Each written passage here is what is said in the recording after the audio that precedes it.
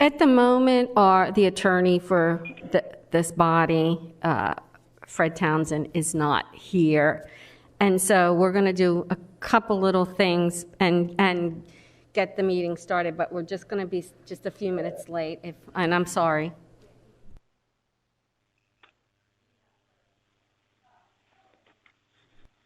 All right, well, then he is here. He's here on WebEx.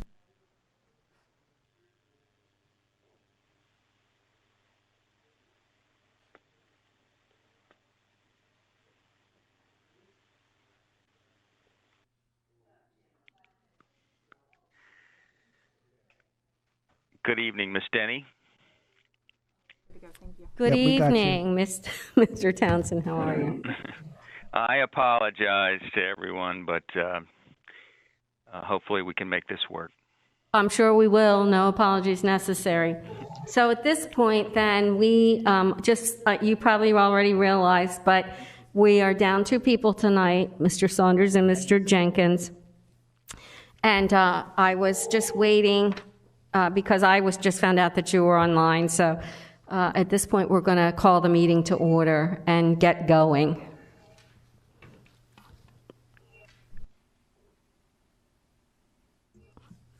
You're all ready?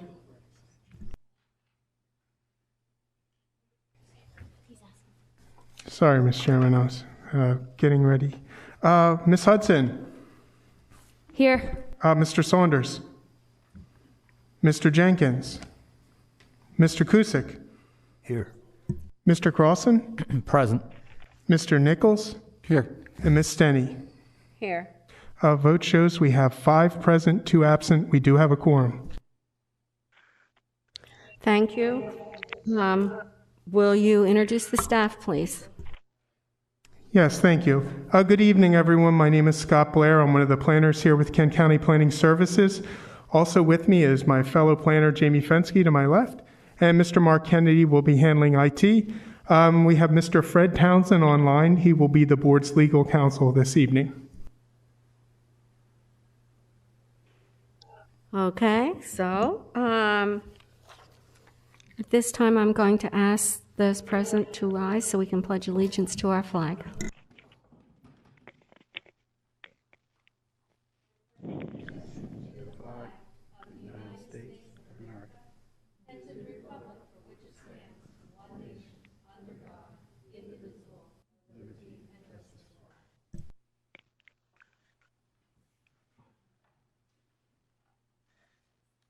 Any additions or alterations for the agenda? There are none. Okay, so when you are organized down there, if you want to introduce the public hearing. Thank you. Good evening, ladies and gentlemen. My name is Scott Blair, and I'll preside as the hearing officer for tonight's public hearing. This hearing is being conducted for the purpose of providing the citizens of the county an opportunity to present testimony on these applications before the Kent County Board of Adjustment. Everyone will have an opportunity to speak. This will provide those who wish an opportunity to give their testimony. There is an official recording of these proceedings being made. Therefore, we ask that only one person speak at a time and that they speak clearly. Furthermore, there shall be no cross-examination of witnesses permitted during the public hearing, but the board can ask the applicant questions after any opposition if necessary. We ask that you please limit your testimony to 5 minutes. However, the chairperson of the board may allow additional time if deemed necessary. To make a statement when your application is called, please use the podium at the front of the room. If you are participating online and wish to give testimony, we will unmute your line so you can speak. For the record, please give your name, address, and allow our attorney to swear you in prior to providing testimony. Copies of any written statements or exhibits used during the hearing should be presented for identification so that they may be included in the permanent record. The procedure on each variance application will be as follows. The legal notice will be read on each case prior to the receipt of testimony. There will be a brief explanation of the application by staff. The board will then receive testimony from all those in favor of the application, followed by testimony of those who may be opposed. Once those persons in favor and those in opposition have had an opportunity to speak, the hearing on that application will be declared closed. Decisions on all applications heard this evening will be made by the board during the business meeting following the public hearing. However, you are not required to remain after the public hearing once your request has been heard and closed. During the business meeting, the board will consider all information of record. A common vote of 4 members of the board shall be required to make a decision on each application. If you do not wish to wait for the business meeting later this evening, you may call Kent County Planning Department tomorrow between the hours of 8 a.m. and 5 p.m. at 744-2471 or check the Kent County Planning Department website to learn of the board's ruling. All applicants will receive written notification of the board's decision. However, this notice may not be mailed until after the next scheduled meeting. But if approved, you are welcome to apply for any necessary permits prior to receiving this by mail. Please keep this decision in your records for both you and future property owners. The public notice of this evening's hearing was published on January 3rd in the Delaware State News. In addition, all of the subject properties were posted with a sign prior to the hearing to further notify the public of the nature of the applications. Thank you. Thank you.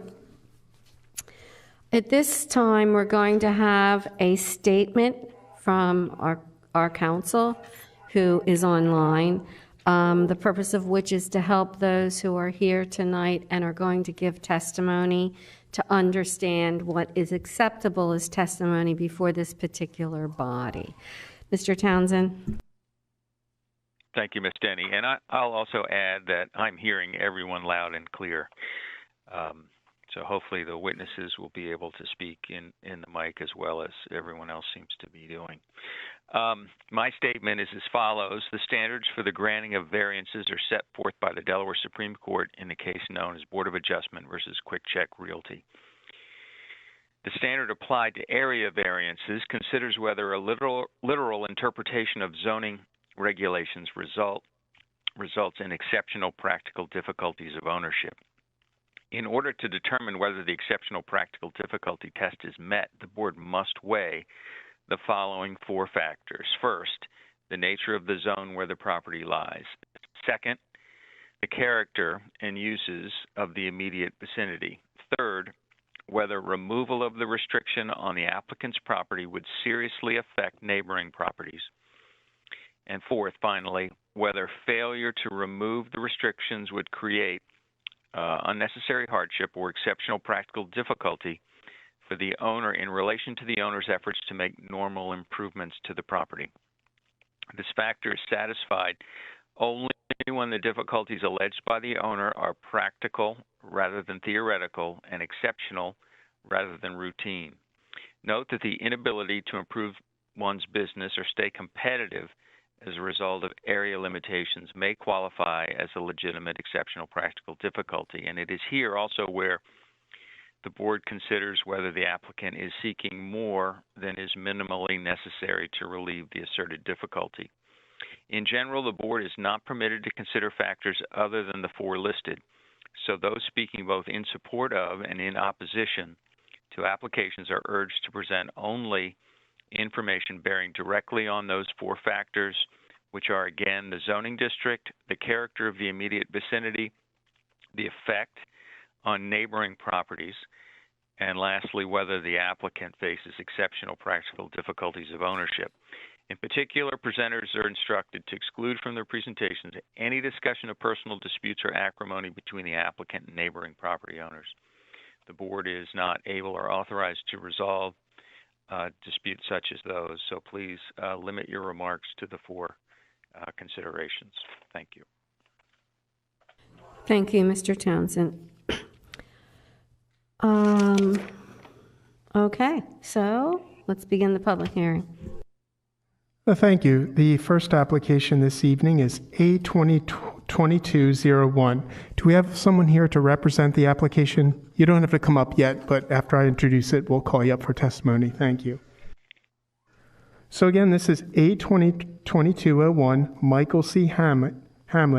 He is seeking a variance from the requirement that an accessory structure shall not be located in the front yard or front setback of any parcel unless that structure is located at least 100 feet from the front property line. And this is to enable the construction of a pole building. This property is located on the north side of Central Church Road, about 0.58 miles west of Kenton Road, west of the city of Dover. It's in Levy Court District the 2nd, and it is zoned AR.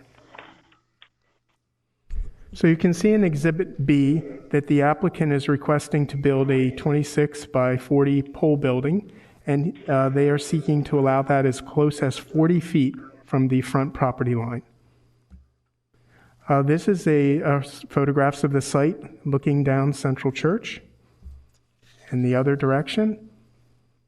And you can see an existing building there in the front, and I believe that is to be demolished and replaced with the new building.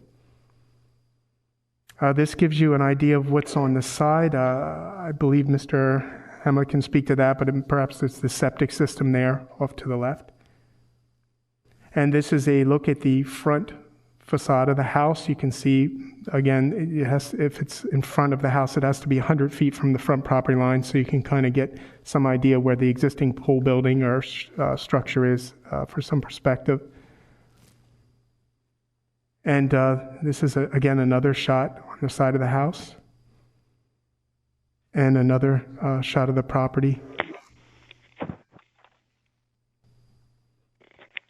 And finally, this is a aerial photograph from high up, just to give some idea.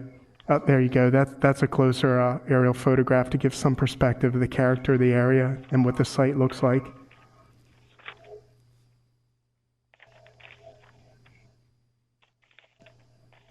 And that's all the slides.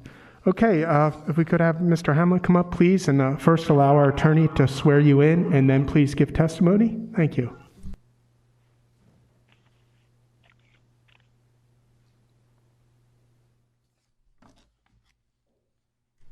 He's up here, Mr. Townsend. State your name. Oh, and yes, address. okay. I was waiting to hear. I'm sorry, my name is address, Michael right? Hamlet. I'm with 981 Central Church Road. Mr. Hamlet, do you affirm the testimony you're giving in this proceeding will be the truth, the whole truth, and nothing but the truth? I do. Okay, please continue.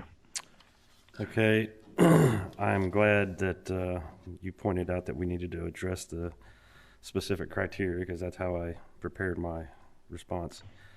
So with number one, the nature of the zone that the property lies, I did not have any disagreement with the staff response. However, the staff response points out that the accessory buildings are permitted providing they meet applicable size requirements, setbacks, and impervious surface limits. There are several examples within the immediate vicinity of the said property that have variants or exceptions for these very requirements.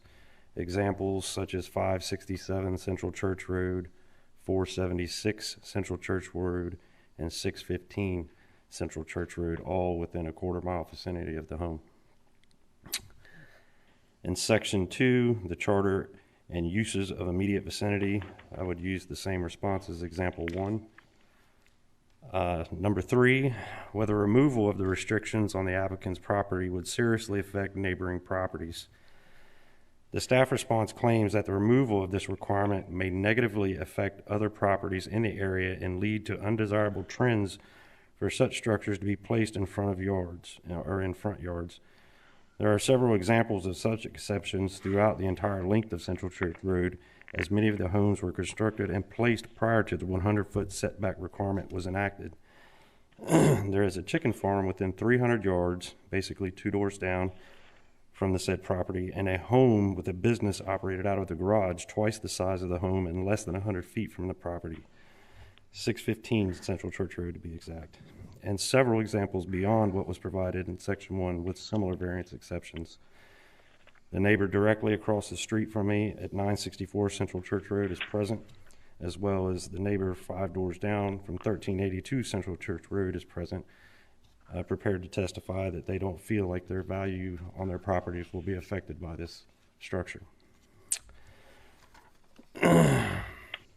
Number 4, whether failure to remove the restriction would create unnecessary hardship or exceptional practical difficulty for the owner in relation to the owner's efforts to make normal improvements to the property. I'm going to skip the second part. The staff response states that failure to remove the restriction will not necessarily create a practical difficulty for the applicant, as the building could simply be set back further, reducing the setback variance request to 16 feet. The practical difficulty with the recommendation is this would render 2 of the garage bays inaccessible for vehicle entry. There is also a recommendation to potentially change the angle of the building. This would also require a setback variance and require a loss of front yardage for an accommodating driveway to access, and include the possibility of needing a second driveway to readily access the garage with vehicles. We did bring a model, if anyone cares to look at it. It's basically a scaled model of the property with the buildings associated that we're talking about, and you can actually see this would be, this line here is where the existing building lies that's going to be torn down, and this actually is what we're looking to put in place of it. And no matter how you turn, you can show them, babe. Yeah, so when you take it back, you can't access the garage, and if you cut it this way, it's still gonna be closed, and then it's gonna take out all of this. Yeah, Driveway that comes right in. if we turned it out, it's basically the driveway's going to eat up the entire front yard. And we have a well back there as well that sits in addition behind the structure that is currently. It sounds like we've got 2 witnesses speaking at the same time. I'm sorry. Actually, what's happening is the applicant's wife has a little model that where it's just like a piece of poster board, the foam board, and it has a miniature drawing of the property line, just exactly the yellow line that you would be seeing on the screen now. And what they're doing is they're showing us the placement of the house and the placement of the proposed building. And as they're doing that, the little bit of that they're talking is, just a tiny bit to one another. It's pretty clear if you're here watching. And essentially, it shows on this example here, this little board that one of the complications is there's a well direct, where if they were to turn it the way it's being suggested by the county, then that well would come into play. Yes. So essentially what they're doing is they've got this board and they're moving this building a little bit around so we can see where it won't fit. So, but it's really not 2 people testifying enough that it would, confuse the minutes. I apologize. No apology necessary. And you can also see, they're proposing that we move the building back to lessen the variance. However, it's a 3-car garage, and we actually have pictures of what we're proposing to build, and that would block off 2 of the bays, so they would be rendered inaccessible to any vehicle traffic. And then the other part of the well being here, and of course the septic's over here that they mentioned earlier, so there's nothing that can be done over here. But if you turn this building out, we basically would have to put another driveway in here, because the driveway would basically come across the entire front yard. And that would be what I would consider a hardship. Does your septic go all the way to the property line? So the septic is from the side of the house to this fence, probably 10, 15 feet from the edge of this property line. Yeah. The septic doesn't go behind the house itself? No. Okay. And you don't have the 40 by 26 in that clearing behind the house? You would have to place it directly behind this house and have to run another driveway all the way around. Yeah, well, yeah, you're right, you would. Okay, so how many feet behind the existing structure is your well, approximately? It was on the original, I think it was like 15 feet. Okay, behind the little lean-to, because you It have was you have from- the it was structure and from then you the- have It was from the corner of the existing building. the lean-to. Yes. Okay, so you could go back another 10 feet from the, it looked to me, I drove by today and kind of stared at it. It's a neat little building, actually. It appears to me that that shed as it exists with the lean-to, which is part of it, is like at least 30, maybe 35 feet in depth. It's close to 40 feet long itself. Okay, so the only reason that you cannot place it, you're going to demolish that. The only reason you can't put this building where it is, or maybe even just a little bit further, because you say you wouldn't be able to get into the garage. Correct. Unless you had 26 feet, if you had the two bays in the front of the building. Then that would require an additional driveway as well. Yeah. Yeah, I mean, we've looked at every possible angle with this, and we've actually brought the builders in and looked at it. And I mean, we've kind of weighed out different things to the point where we've argued about angle and trying to, you know, there's different ways to do it, but every way other than what we propose requires some additional like driveway or yard usage. Right. I mean, you want a 3-car garage. If you had a 2-car garage, you could probably put it back some. And I mean, so it's what you want versus, it could be, the building could be in the same footprint as the existing shed. Sure, it could, but it wouldn't be fully accessible like we would like. And you could have the 2 doors in the front as opposed to the side of the garage. Sure, like I said, we could do that if we were going to add another driveway. Because basically, turn it this way, you're talking about putting 2 doors here. So we would have to have another driveway here. Our driveway is all the way over here.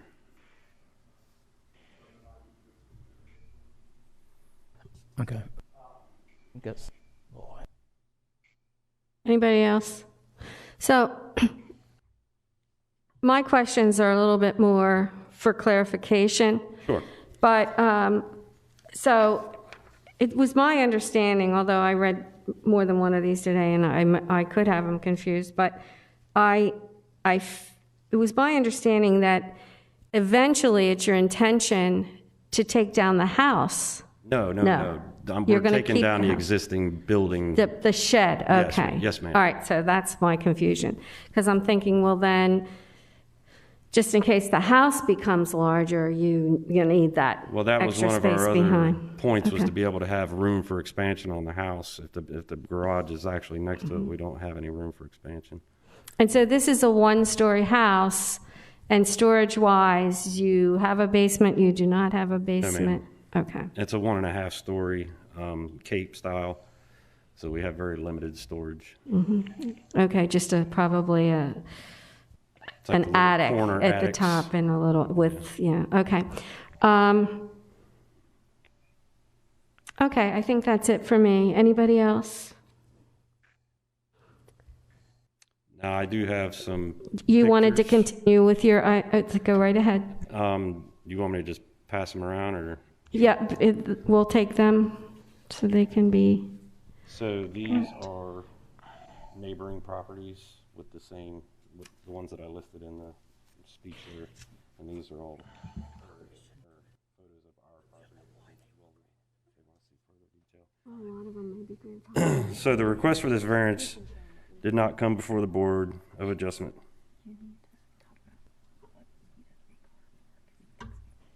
Sure. Without careful consideration from the homeowners, each angle, setback, and placement were decided based on what would be most critically appealing and practically functional. The purpose of this building is to add the property value and replace an old dilapidated building that is definitely an eyesore for neighboring property owners. We do not believe we are creating a trend, as there is plenty of properties within the vicinity that have the same or have had to resort to the same exceptions for lot complications created due to such setback requirements being established after homes and structures were already in place. I am a mechanic by trade, or I should say a retired mechanic at this point, and I have a lot of tools. I'm currently storing 90% of my tools at my father's home because of the inability to store them in the current building. And I'm a carpenter as well, and a lot of those things are being stored over there. So we're looking to have 2 accessible bays to park our vehicles in for safety concerns. And then we also would like to have that 3rd bay for my tools and such, and have a space to work. And as she mentioned, we do have limited storage inside the house, so a lot of our cosmetic decorations and things, seasonal stuff that we have to do, we end up storing in our very limited attic space. I had a question. Is there a reason why the building has to be 26 by 40? Could you make it wider so you would still get the same amount of square feet? It just wouldn't be as close to... Yeah, the well back here, in order to go wider, we would actually have to go forward. I thought the well was behind the building. It's on You see it marked, right? Do you want to step closer so that everybody can see on your little, I mean, we have a map in front of us, but just so that he can see where the well is in proximity to where the garage is. So the building. Okay, so the structure could, the only, in this case, it's not a question of whether you can put that size building on a lot, because you can. It's simply whether you can access 2 or 3 garage bays. And the fact that the well's on the side, you could go back some. I know there's a few trees in the whole building. Yeah. You could go back and not have this problem, or at least not have as much of a variance needed. Do you see the well? Yeah, I'm not saying it, but they can go back. You can take that building back some, but because if you went back, it's going to not allow you to put 3 garage doors in. Okay, that's a good idea with your map. Yeah, very nice. It would be handy. Good idea. We wanted you to be able to see, no matter which way we turn this building, you're still going to have a variance up here in the front, because that was our original thought. To keep it away from the well, it's still going to push it up here. Right. But in the end, you do not have to have, if you did not have 3 garage bays to be able to pull into, you could go back some as well. Okay. So I just have a question. You're going to take this shed down, and you're going to have this 3-bay garage, or essentially, garage and, 2 vehicle areas and 1 area that for tools and storage. You understand that that this is not like zoned for a home business. I mean, you're not entertaining having a business there. You may. No, ma'am. Okay. This is strictly for personal use. Me and my father are both car enthusiasts. Okay, just for clarification. Yes, ma'am. Because that's a whole different, a home business is that's a whole different board and a whole different meeting. Okay, anybody else? And did you have more that you wanted to say, or you? I'm currently looking for a picture that I was wanting to show. We have a whole set of photos here up on the. Does that front. include a picture of the actual garage that we're intending to build? No. No.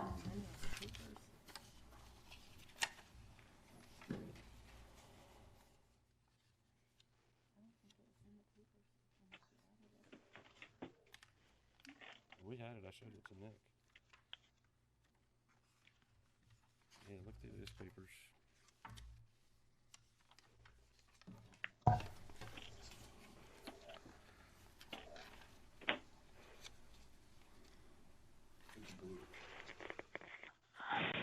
Yes, sorry. I just wanted to make sure everybody saw this. Not what most people would consider a pole barn. It's an actual garage. Okay. So, Mr. Townsend, just so you're up to what we're doing, he's showing us a picture of what the proposed garage would look like, and in order to demonstrate to us that it's not like a pole barn. So, and we're passing that out. Mr. Holland, can we keep these as part of the record? Thank you. Yeah. Do you want that? I appreciate the offer. I don't know what we would do with it, but thank Might be able you. to scan it in the system. I mean, who knows? No. Thank you for Excellent your- idea. It was very helpful. Very well done, yeah, that was a good exhibit. So do you have anything else that No, you ma'am. want to tell us? No, ma'am, we do have a few of our neighbors. that Okay, are here. they'll get a turn, That's and then fine. we may have some questions, so we got to keep you for a minute. Still have one question. So let's assume that the variance is passed, and you put that building out like you say you're going to. As far as driveways, instead of having a driveway going off of Central Church Road, the 35 feet or whatever to get to that building, if you had the doors in the front, you're still going to have an apron in front of all three of those bays, 40 feet, and then a drive going across the front of your yard to your existing driveway, I assume. It's gonna, the driveway is currently, like, stops right here, so it's gonna cut over straight across from here. So if you had the building move back a little bit and you had to come off of, and the doors were in the front, the two doors were in the front, wouldn't stop you from putting another door somewhere on the side. But as far as two doors in the front, you basically have the same distance to get to the building as you would with what you're doing there. I'm not sure I'm tracking. Okay, you said that when I suggested that if you move the building back a little bit and put the two doors in the front of the garage instead of on the sides, that you'd have to build a driveway off of the road to get to the garage, right? So If you put where your wife's pointing her finger, if you put the two doors there, can't no, see right in the them, front of the building, okay, if you moved it back and you have the two doors, garage doors in the front, the 26-foot wide, the 20, you have to have a drive come off of Central Church Road to get to it. Is that correct? Okay, so if you don't do that and you come out like you're proposing, you still have to have a drive. You still have to build a drive across the front of your house to get to all three of those garage doors. And then I would think that there could be some ingress-egress issue because the road in front of their house is not their property. So, I mean, like, and yeah, you would have to. go through you an know, you application. have to get Entrance planning, and that's a whole very difficult, not difficult, but a different process as well. Thank you. Thank you. Thank you. Okay. Okay, thank you, Mr. Hamlet. Is there anyone else who would like to speak in favor of this application? Please come up, state your name and address, and allow our attorney to swear you in before testimony. Thank you. My name's Nick Castro, and I'm at 964 Central Church Road. Sir, do you affirm the testimony you've given this proceeding will be the truth, the whole truth, and nothing but the truth? Yes, Please proceed. good to go. I just wrote down something real quick. I'm not sure. There's nothing I really have to add that hasn't already been adequately articulated, but I believe my neighbor improving his property value will increase the surrounding property value. They've already made a significant improvement to the property, and I believe this would just take it one step further. The proposed garage aesthetics are quite nice, and I'm in favor. That's all. Thanks. Have any questions? Thank you. We're good. Okay, thank you. Yes, sir. If you want to come up and state your name and address, and please give testimony after our attorney swears you in. Hi, my name's Eric Durham. I live at resident of 1382 Central Church Road. Sir, do you affirm the testimony you give in this proceeding will be the truth, the whole truth, and nothing but the truth? Yes, sir. Just like Mr. Hamlet and my neighbor have said, this will make the property values go up around the neighborhood. I don't see where it wouldn't be an eyesore. Like Mr. Hamilton said, there's several neighbors that have their garages the way he's trying to put his garage in the neighborhood. And as the one council member would say, he keeps saying over, put the garage doors in the front. I couldn't see why you would want to put the garage doors in the front of the building because it's so much closer to the road. If you understand, there's no street lights down that road. We have had some stealing going on in the neighborhood. So with the garage doors facing the way that Mr. Hamlin's trying to place them, I see that would be the way to do it. I mean, you want to be able to see what's going on around there. And like I said, Mr. Hamlin has done a lot of remodeling to the house and made it look very nice over the past couple of years. So I would say it's definitely not going to hurt the property values around the neighborhood. Thank you. Anybody, any questions? Thank you. Okay, thank you. Is there anyone else in the room that would like to give testimony in favor of this application? In favor? Mark, is there anyone online? We can unmute your phone.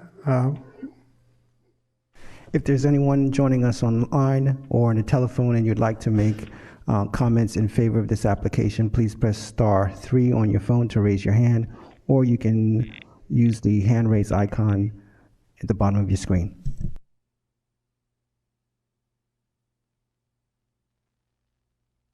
I see no hands raised online at this time. Thank you, Mark. Since there's no further testimony on this application, application A2201, the public hearing is now officially closed. Thank you. I stand corrected. Sorry. Is there anyone in opposition in the room to this application? Opposition? No? Anyone on the phone in opposition to this application? *3. Still no hands raised online. Thank you. And thank you, Jamie. Okay, now that there's no testimony for or against, further, this application is now closed. Next, we have application A-22-02 for the Becker Morgan Group. This is for the owner of the property is David and Marilyn Alexander. The present zoning district is BG. Proposed variances are the variances from, we had a revised plan come in, so these variances are a little different than what we're seeking now. We are now seeking a variance from the 20-foot setback requirement for a drive aisle and a 50-foot setback requirement for a loading area from any residential property. Off-street parking for non-residential uses located adjacent to a residential district should not be developed within the required front yard limit of said residential district. And the minimum parking space requirement for a retail use to construct a retail building. The present use of the property is vacant, and the proposed is a retail building. It's in the Levy Court District 6 for Mr. Howe.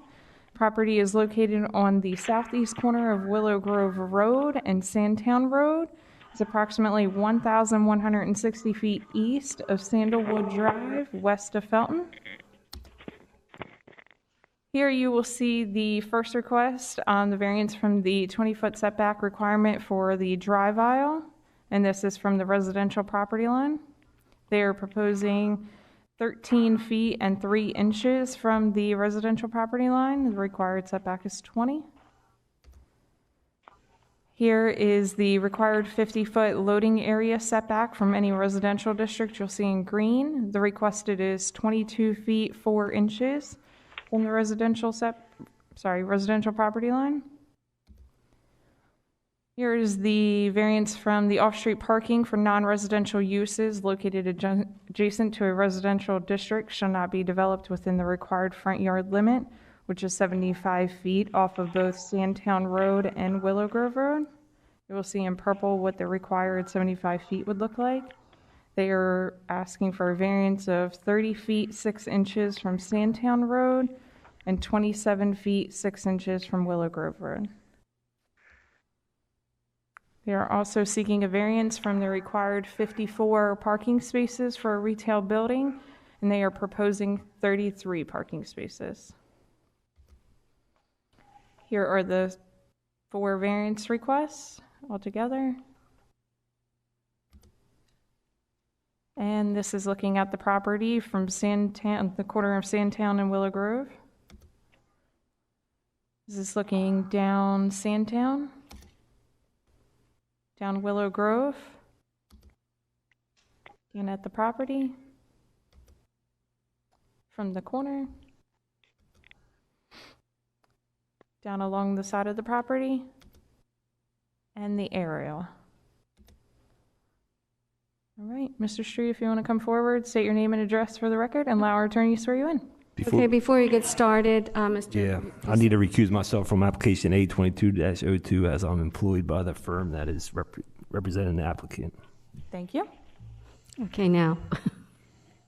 Good evening. Jonathan Street with the Becker Morgan Group, 309 South Governors Avenue. Mr. Street, do you affirm the testimony you give in this proceeding will be the truth, the whole truth, and nothing but the truth? I do.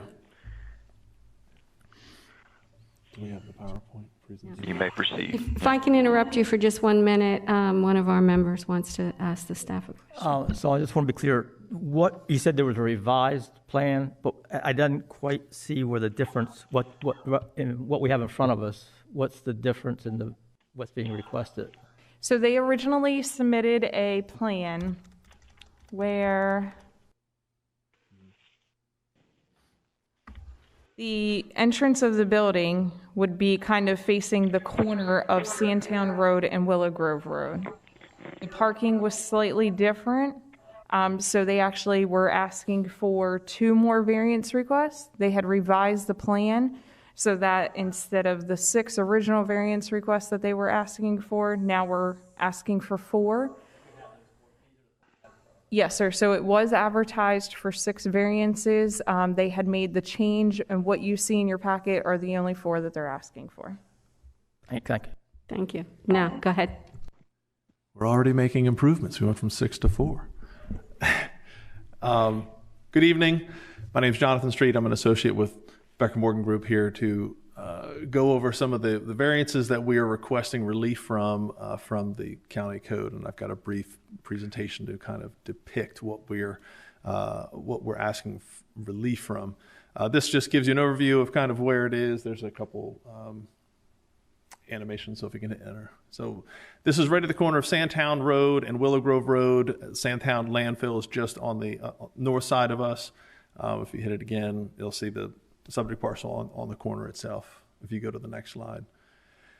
Again, the 4 variances that we're requesting for is a 20-foot parking and 50-foot loading setback, the off-street parking not to be developed within the front setback line, and the off-street parking count total requirement for the county code we're asking relief from. The third, the off-street parking requirement, staff has voted or has recommended approval for. We provided documentation from Dollar General Corporate. They've done hundreds of studies all across the country of their stores and have kind of a sweet spot for their required parking that they need for their stores based on their traffic. And that's generally between the 30 and 40 space count. And we're at 33, so we're kind of right in the middle of where they need to be. We've offered they have offered their support in writing for the 33 required. The off-street parking setback, I believe staff offered a modified recommendation. We don't have any argument or disagreement with that because we can meet that recommendation for the portion of the parking that we are providing. And the crux of what we're here tonight to talk about is going to be the 20-foot parking and the 50-foot loading setback. And if you go to the next slide. So this is an area of the subject parcel right as it sits right now. The yellow are the existing property lines, and the yellow box in the center is actually our building envelope where our building can sit. It's all the setback lines based on county code. If you go to the next slide. So first thing that we have to do, DelDOT comes in and says Willow Grove Road is a major collector and Sandtown Road is a minor collector. You have to have so much right-of-way across your frontage and permanent easement across your property. And that red hatched area depicts the amount of right-of-way and property that DelDOT comes and basically claims to make any improvements that they need to make in addition to whatever improvements we have to make for the property itself. If you go to the next slide. The second yellow hatched area is then the 75-foot setback requirement for any parking and paving that the county, that's the other variance that we were asking relief from. So the county basically says, so you're on a corner lot, you've got 2 75-foot setbacks on Willow Grove and Sandtown Road. You can't do any parking or paving in this area. If you go to the next slide. This is then that 20-foot buffer or the 20-foot setback for parking for any commercial lot adjacent to a residential lot, you can't have any parking or paving in that area as well. And then the next slide is the 50-foot loading setback, which we're asking for relief from on the south side. And as you can see, the parcel just kind of starts to shrink. And that square in the middle isn't just for the building now, that square in the middle is for the building and all of the paving. And if you go to the next slide, what you can barely see on the Sandtown Road is actually where our entrance is basically dictated by DelDOT. So Willow Grove Road is a major collector and Sandtown Road is a minor collector in accordance with DelDOT. So DelDOT's requirements require us to take access, number one, off a minor road. Number two, DelDOT will require us to pull that entrance as far away from that intersection as possible, which is why that entrance would be located there. We're do it for traffic and safety reasons. So basically our entrance is dictated by DelDOT's. And I think if you go to the next slide, this is, animations didn't show up. So this is the current plan. We've got all of the parking is aligned on Sandtown Road. That green box up on the top is a further constraint. So to comply with the 50-foot setback for loading and the 20-foot setback for paving or parking, one option would be slide the building towards Willow Grove and come to the board and say, well, we'd like a building setback requirement because the building currently sits about a foot off of the setback from Willow Grove. That blue circle that's there next to it is actually a 100-foot radius from the existing well from a neighboring parcel, which we have to respect with regards to the septic because we don't have access to public water or public sewer. We've got to have well and septic. So that green box at the top is the septic field that we have available to us. The spaces on the left are the 33 parking spaces, and the blue arc on the bottom is actually the well for the other neighboring parcel. So we have those two obstacles. The green line that you can't see, you can see part of it. We are providing a 6-foot fence as required by code on both the south and the east parcel lines, which are both residential parcels. The red line that's actually is where the dumpster and loading area is. We have screening for the dumpster with an evergreen type screening and plantings. And the green box that goes all the way across the bottom, what we're offering to kind of address staff's concerns, because we understand that being a little bit closer to the residential portion with loading and unloading, to kind of mitigate some of the noise and visual barriers, is we're offering to plant an evergreen buffer in that space that's available to us. I've talked a lot, and I think that's pretty much it. So we have to take all of these constraints and formulate a plan as to what's the best way to move forward. And we would submit that having the parking where it is, that the parking doesn't face any of the residential, and actually the building itself screens more of the parking from the adjoining parcel to the east. The parking that faces Sandtown Road actually is going to face a neighboring business that's across the street. So there's no real impact to the residences. Now, Dollar General, their deliveries are once or twice a week, and they're during main business hours. Their business hours are generally 8 to 10, and their deliveries are usually during the day. Is there a reason why you can't make the building smaller? Like, does it have to be 8,000 square feet? Could you do something smaller and have a little bit more wiggle room? So the answer to that is not really. So these stores have their prototypical stores. They have a set product lines. They've got set areas that they need for their product lines. And this is a national franchise, so they don't have much smaller stores. Even if it were, I think I looked even up to 9,000 square feet, which is a 1,600 square foot reduction. It still doesn't come close to trying to meet those requirements. We're so constrained by the setbacks off of Willow Grove and off of Sandtown that there's really no way to really shift. I mean, we even tried looking at shifting the building sideways, but the problem is the entrance for the parcel itself is dictated, and there's really no real wiggle room on that entrance. What kind of bothers me is that all this constraint and all these setbacks, sometimes 50% or more, are even after you've reduced the parking from the 33 from 54. So Correct. You've taken all that away, and you still sounds like they picked the wrong lot, in my opinion. But well, you're trying to cram all this in any way possible, like it has to be in on that lot. But where are the dumpsters? Where this particular? There you go. Where that arrow is. And that loading dock is right next to the right or to the left of that arrow? It's not really, it's just a space. It's not a dock. It's just a paved area that they use to load and unload the trucks. And this is it's a hypothetical question, I guess, but it's something that always bothers me. It's nice that you're wanting to put the evergreen buffer there, and I'm sure when they're planted and start to go, that'll be nice. Those, depending on what you put in, they die after a while. And then whose responsibility is it? You still have the resident there looking at the loading area and the dumpsters and whatnot. So for whatever reason, and there's lots of reasons, those evergreens die off. Is it the responsibility of the store or Dollar General to replace those, or are they it's no man's land? I would assume that would be on code enforcement. That would be on. It would be the responsibility of the owner to replace it if it was requested.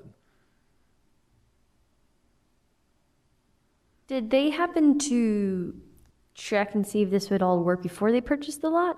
Have you guys already purchased the lot for this? No, I don't believe that they have settled on the lot. I'll say one misconception about Dollar Generals is that if you look in the area, and even if you look around Kent County, this is the second that I've done in a more rural area, is they're built to serve communities. And if you look at this community that surrounds it, there's a couple parcels of BG. The parcel across Sandtown is BG, and a couple parcels probably a quarter mile away on the west side, they're BG as well, and they're really geared to be more community-based stores. The very first one I did in Kenton is the same way. It's out in the middle of nowhere, but it's thriving because that little store serves that area of Kenton. It's meant to be really more of a community store. How about the property, the residence that's to the right? What kind of buffer? I noticed on the aerial, I think they have a few trees there now, which obviously is not on your property or on that property. But so one thing that isn't shown here is the proposed landscape plan that came in actually with the planning application. So we have trees. We probably have a dozen trees planted all along that side as well. But we're not encroaching on any of the buffers on that side. So we're planting it just about as much as we can, given our setback requirements, septic well, and everything else that we have to deal with.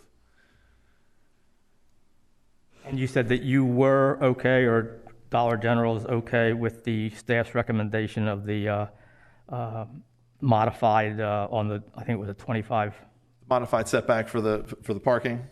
Yeah, because we're outside of that. If you guys were not granted the variances, would you still build on this lot? If we're not granted the variance, then if I may, I apologize. I don't know. This is Austin Weinman here. I may need to be sworn in. Sir, I'm sorry. I'm sorry. You'll have to wait to be sworn in.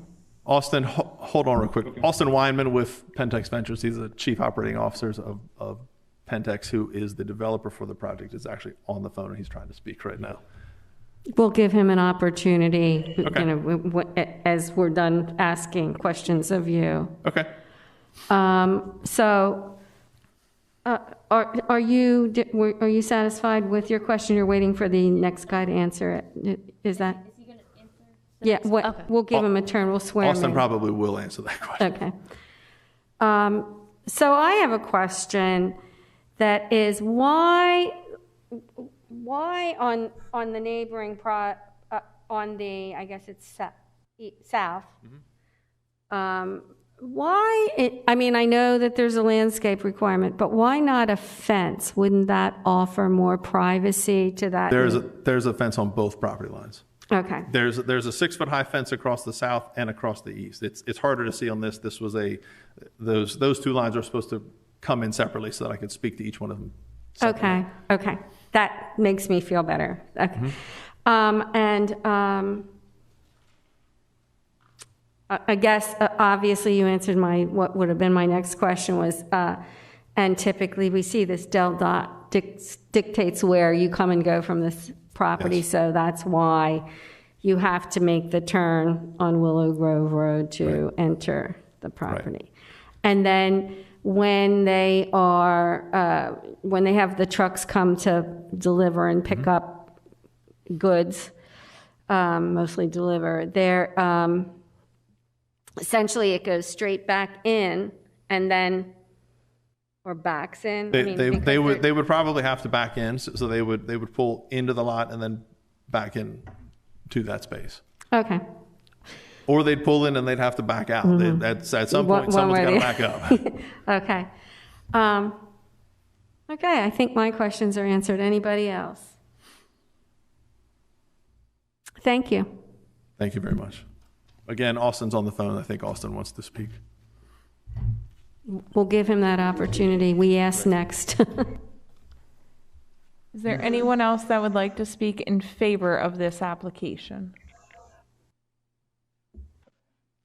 So the gentleman on the phone, this would be if you're in favor of the application, this is your opportunity to acknowledge you want to speak and be heard and sworn in first and then heard. Yes, ma'am. Yeah, this is Austin Weinman. I would like to speak in favor of the application. For the record, could you give us your address, please? 100 Ashley Court, Pittsburgh, Pennsylvania. Sir, do you affirm the testimony you give in this proceeding will be the truth, the whole truth, and nothing but the truth? I do. Are we getting him clearly for the recording? Because his voice seems a little low. We're good? Yeah, so, sir, if you can get closer to your mic or adjust your mic volume if you have that capability, it would greatly help us here. Okay, I'll try to talk loudly. I apologize. I have my son is just falling asleep upstairs, but can you hear me better now? Yep, we can hear you. Yeah, again, thank you. I appreciate everyone's time. Wanted to speak to the question that was posed earlier. I think the question was asked, if we're denied the variances, will we proceed with the site? Two things. One, we have not acquired the property. And if we are denied, we would not proceed with this development. We do work with Dollar General and several other tenants, and a lot of stuff actually in this county.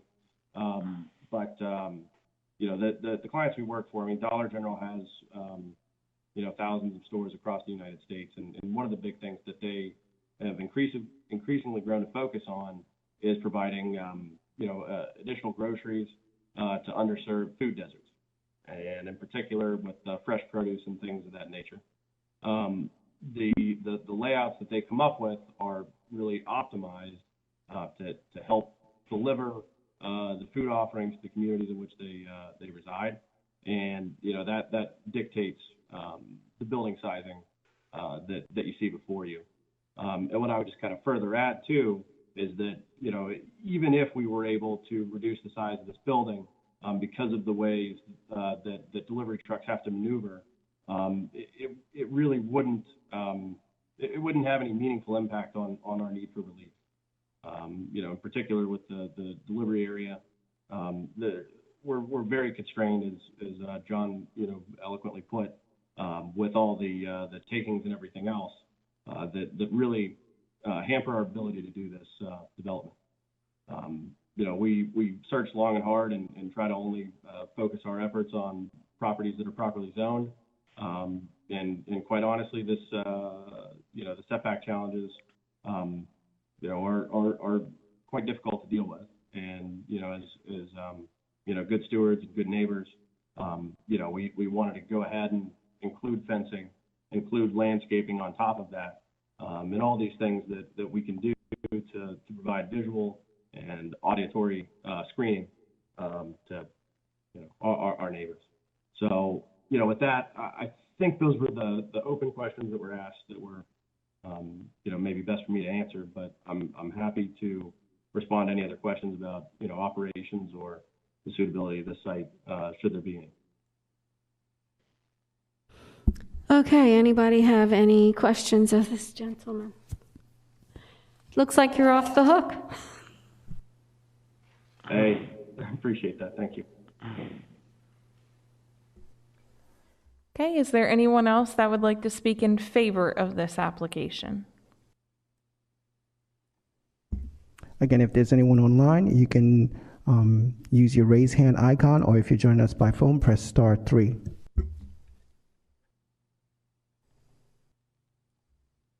See no one else online wishing to speak at this time. Thank you. Is there anyone that would like to speak in opposition of this application?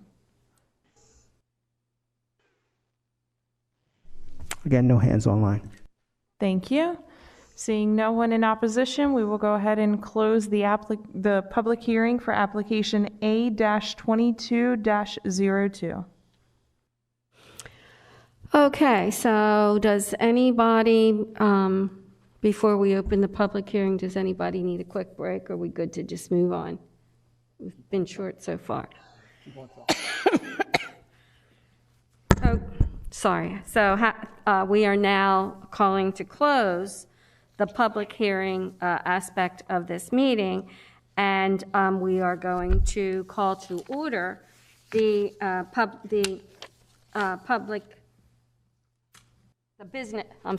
business meeting. That being said, even though we haven't left, if we could just, as a matter of housekeeping, call the roll again to be sure we all didn't escape. Sure. Ms. Hudson? Here.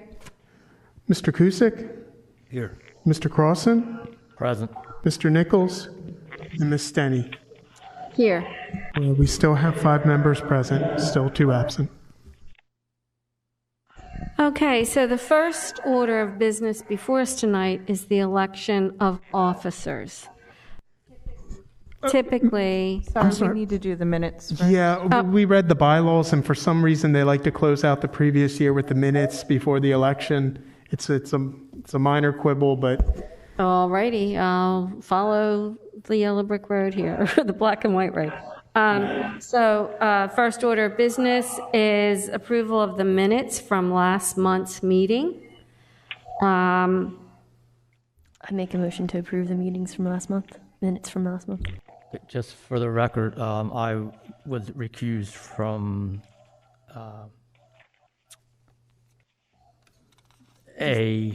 from December meeting. One of the applications in December.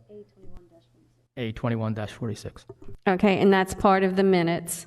Okay, so at this point, I'm looking for a second on approval of the minutes.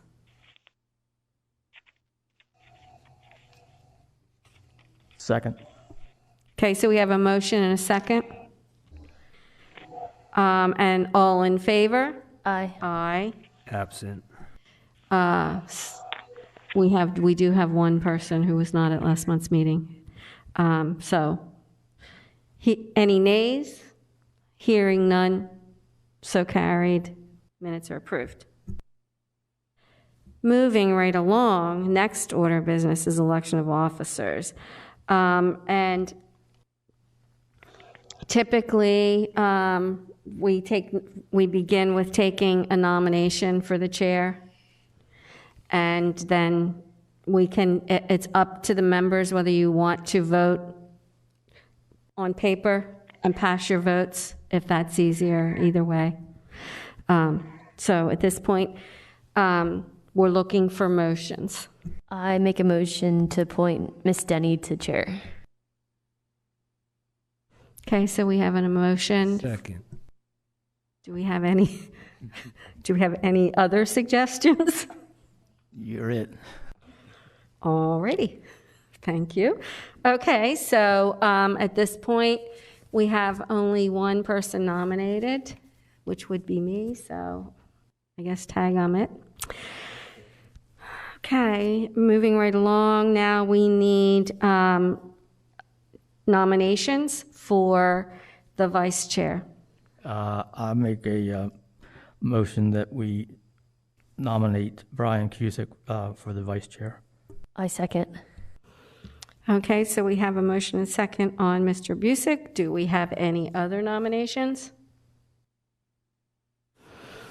Hearing none, it appears as though by unanimous votes, Mr. Cusick has been elected vice chair. Okay, next order of business is notice of decisions from the December 16th meeting. And I forgot to write the numbers down. Hang on one second.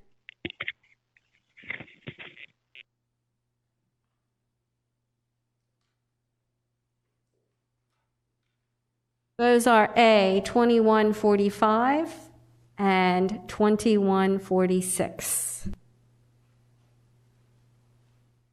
I need a motion on the notices of decisions, and these would be from the December meeting. I make a motion that we accept the meetings from last month, or not the meetings, I'm sorry, the hearings from last month, A-21-45 and A-21/46. Just for the record, Eric Crossan, A-2146, I was recused. Okay, so we have a motion to approve the notice of decisions for A-2145 and A-2146. Mr. Cusick, you weren't here for those meetings, so at this point there would only be 3 people. Is that voting, which would be myself? Is that appropriate? Is that okay? I guess I'm addressing this to Mr. Townsend. Yes, Mr. Townsend. Right. Yes. Are you hearing me? Yes, yes. So, okay. Do we need to take, does it help to take the decisions individually as opposed to as a group? Can we get 4 votes on either of the decisions made last week or last month? Well, I'm going to make the broad assumption that that we did have a recusal because he actually to vote this evening because he recused from last month's meeting. And so, and that would be for one, but the other one, certainly we could vote on. The one that he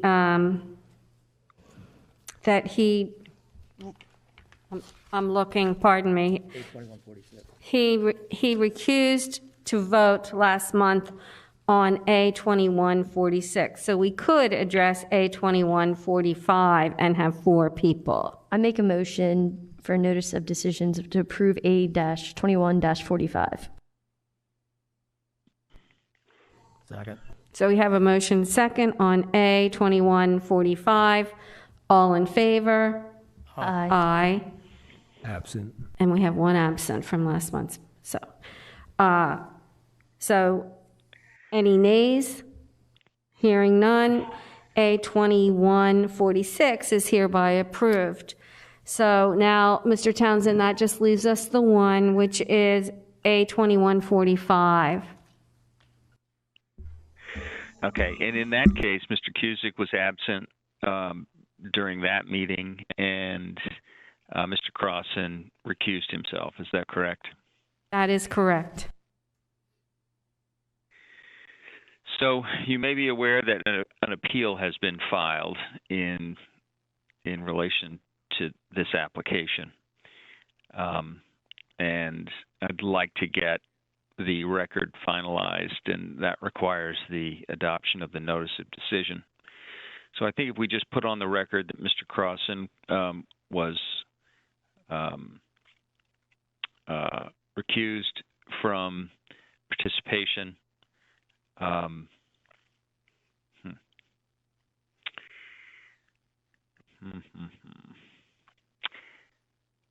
Yeah, perhaps not. Perhaps we can't deal with that one this month, and we're going to have to put it on a future agenda, or and deal with it in another fashion. Mr. Townsend, this is Jamie. I just have a question. So while Mr. Crossan recused himself from the hearing and the business meeting for that application, can he vote on the notice of decision for what was said by the other board members and the decision that was given by the other board members? He was present, Mr. Townsend. He sat in the back of the room, although at this moment, I would like to interject here the fact that the applicant, during that meeting, the applicant, a friend of the applicant, approached Mr. Crossan and made a threatening comment. And so I would like to be certain that Mr. Crossan is comfortable. He shared that with me after the meeting, but had you been here tonight, I would have asked for a moment to speak to you about it. But at this point, I just want to be sure Mr. Crossan is comfortable doing that. I have no problem. So, all right. So let's proceed this way. Let's in order to deal with this, let's. Can't be done by email, right? Well, let's make and second a motion to suspend any rules that interfere with action on the notice of decision related to that application, and then vote the members present minus Mr. Cusick, and just record the vote and declare, providing that we get a majority of those present, not including Mr. Crossan, to vote in favor, then we can issue the decision, I think, that way. So I think that the first order of business is a motion and second to suspend any rules that interfere with action on that notice of decision. Okay, so at this point, I would entertain a motion on, you're going to have to say this again, a motion to suspend. Rules, any rule which interferes with action on adoption of the notice of decision. Okay. I need a motion. Okay. So we need a motion to suspend any rules that would interfere with addressing this application this evening. So I need a motion and a second. I make a motion to suspend any rules that would interfere with this A-21-46 applicant. Do we have a motion? I need a second. Second. So we have a motion and a second. And at this point, should I call the roll instead of an A or nay? That'd be fine. Okay, call the roll. Okay, on a motion to suspend the rules as such to not interfere with any action on this decision, Ms. Hudson? Yay. Mr. Nichols? You're taking roll? Correct, yes. Here. Or do we need, are we just taking roll? Or? Yeah, we're just taking the roll on. Yes. No. Oh, no, you just want yeas or nays? No. I'm sorry, Mr. Townsend. No, we're voting on the suspension of rules motion. Yes, we are. So, but are we? He's taking the roll, and we're trying to decide whether you intended us to take the roll or to just do the yay, nay. Well, I thought your question was whether it was appropriate to have a roll call vote as opposed to a voice vote, but a voice vote would be fine. Okay. You're just going to need to indicate for the record who's not participating, and I think Mr. Crossan will not be participating, and Mr. Cusick will not be participating. That's correct, and already in calling the roll, 2 people have also voted yes, and so we have a motion and a second. We know that both Mr. Crossan and Mr. Cusick will not be voting. One because of he had recused from the meeting, and the other one did not attend the meeting. So, all in favor of the motion to suspend, say aye. Aye. Any nays? Hearing none, the motion to suspend the rules is hereby carried. So at this point then, I am looking for a motion for approval of the notice of decision for application A2146. I make a motion that we approve A-21-46 for the notice of decision. So we have a motion. We need a second. Second. Okay, motion and a second, and now we'll call the roll on that one. Yes, he said you. Okay, Mr. Town, just to be clear, can I call all members here tonight on this particular action since the rules have been suspended? So Mr. Crossan is not going to vote on this notice, and nor will Mr. Cusick. Okay, thank you. The purpose of the motion is to pass the notice of decision or adopt the notice of decision with less than a majority of sitting members. Great, thank you, Mr. Townsend. Mr. Nichols, your vote, please.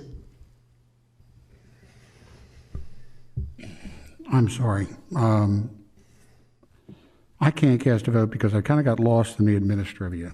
That's okay. So let me just kind of. So just to be clear, we're dealing with the issue that couldn't be resolved at the last meeting, correct? No.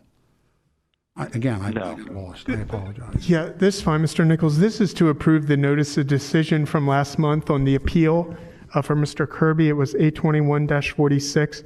And just to approve whether you've read the decision, whether you approve to that notice of decision. Okay, I'm sorry. I didn't understand. Fine. Yes, I do approve. Thank you. And Ms. Hudson? Yes. And Ms. Stenny? Yes. So we have 3 votes to approve A21-46 notice of decision. Thank you. So having received unanimous number of votes from the members present at this meeting this evening who are eligible to vote or could vote, the notice of decision on A2146 is hereby approved.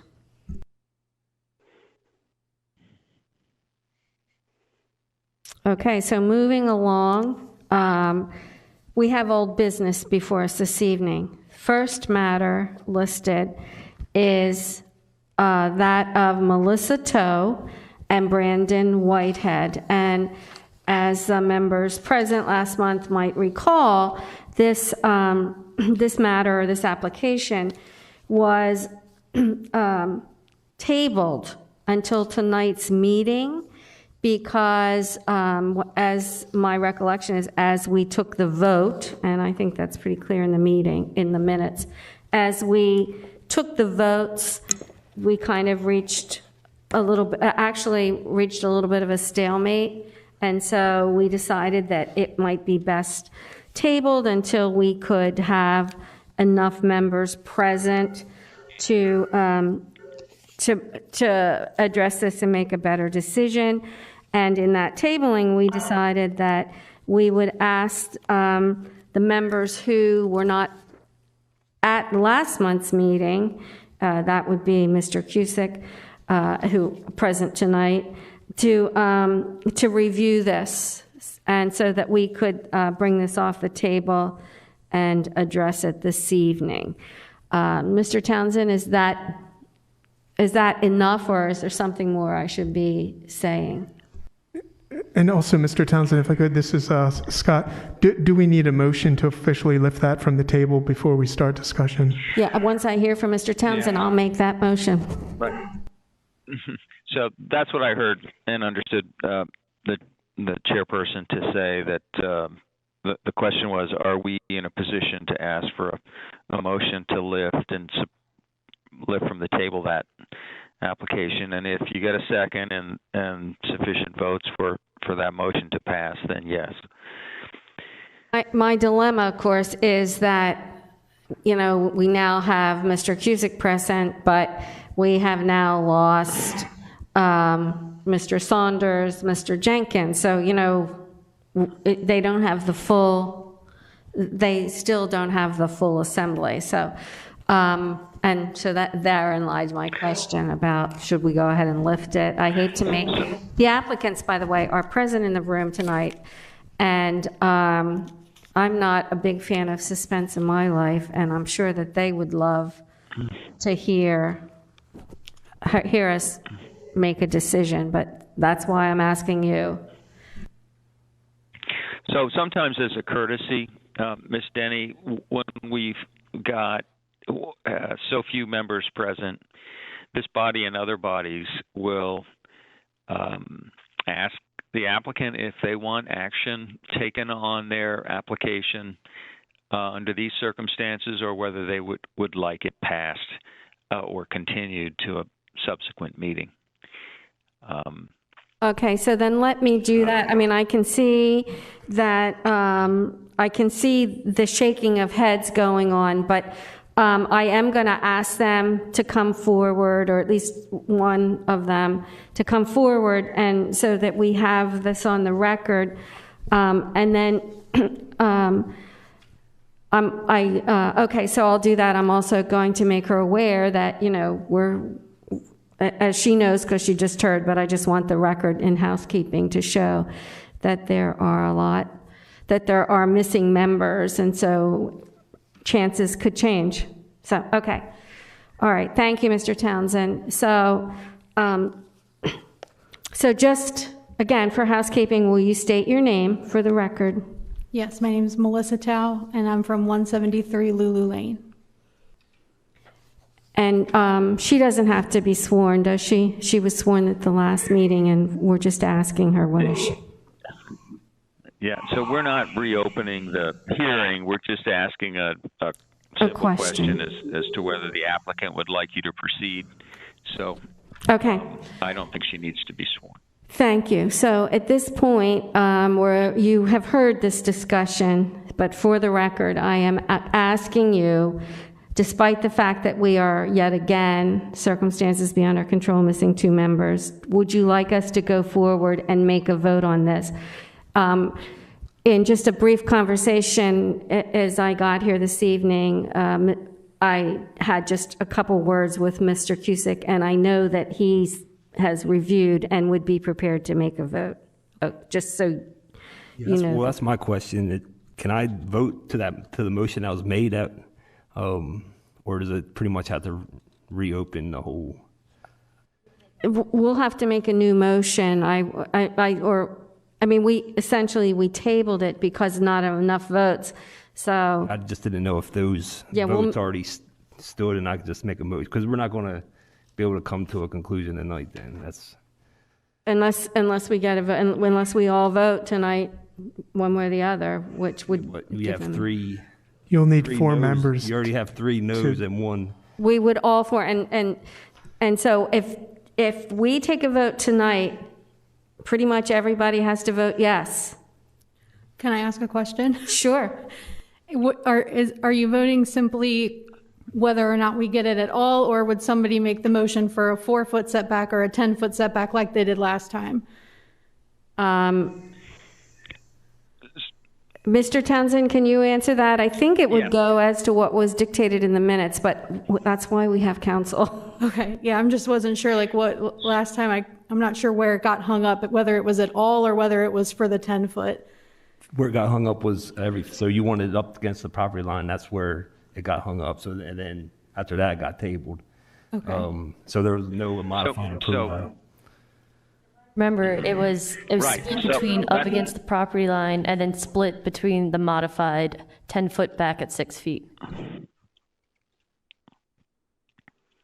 It's in the minutes, and that's my essentially the recollection. neighboring property owner had to the back of your property, felt that if we would make that sideline in 10 feet, because she backs out of her driveway, she would have, if you're shaking your head, I'm sure you're now having recollection. She felt that it would give her a less dangerous egress, because just the way the driveways are, long and narrow, she backs out into the street, and that would give her a little extra time to see a person or a kid on a bike or something. So that, therein lies what was said. And I'm sorry, Mr. Townsend, I think I interrupted you. Well, I'm sorry. I think I tried to speak over you. My advice would be that there's no pending motion. I think that's in response to Mr. Cusick's question. The motion that had been made that did not pass has been dealt with. So the question now is whether an alternate motion should be made, or whether the same motion could be made, or a motion to deny altogether would be in order as well. This is Eric Crossan. Wasn't the 6-foot height a factor in, it was discussed quite a bit, besides the setback, because of the, normally it's 4 foot on the one side of the, one of the streets, and they're requesting 6 foot solid? No, you could have a 4 foot on a front setback. They need this variance because they want to go to 6 foot. Right. Yeah. Is it 4 feet or 3.5 feet? It's 4 feet. Thank you. Okay, so because they want a fence in excess of 4 feet, it is required to observe the setback as opposed to being on a boundary line that adjoins or fronts on a street. Right. So they could technically put a 4 foot fence right on that line. Yeah, but not 6. Without a variance. And so, and again, within the public hearing, the applicants expressed the fact that they have 2 dogs, sizable dogs, that the reason for the 6 foot, and one dog more aggressive, and just not by training, but just happens to be a little more hyper and aggressive. And so they need not only the 6 foot, but they need it to be no visibility through the fence. It needs to be solid, because that had been addressed as another option so this neighbor could see past, like a split rail or something with fencing, and that wasn't satisfactory. So that's where we stand. Do we have any photos that we could scan through? Yeah.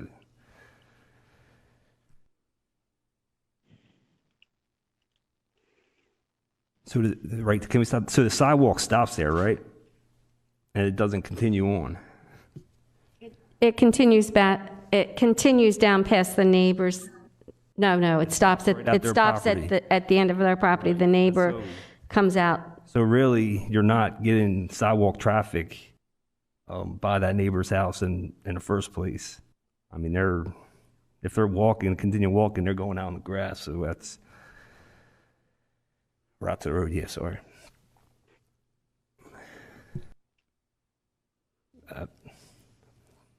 I say we make a motion like we did last time and see if how it goes, and then do a modified approval if it doesn't pass.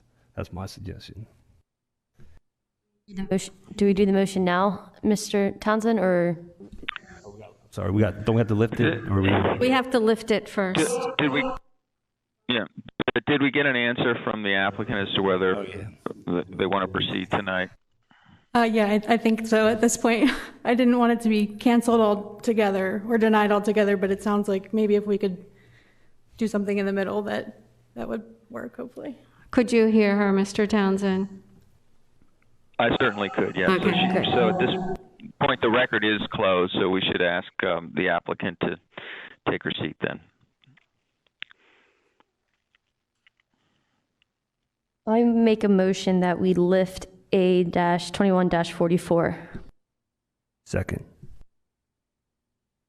So we have a motion and a second to lift application A2144 from the table so that we can address it. All in favor? Aye. Aye. Any nays? Hearing none, unanimously, the members of this present tonight agree that this should be brought forward. At that point, then, I'm going to see if anybody wants any discussion among the members.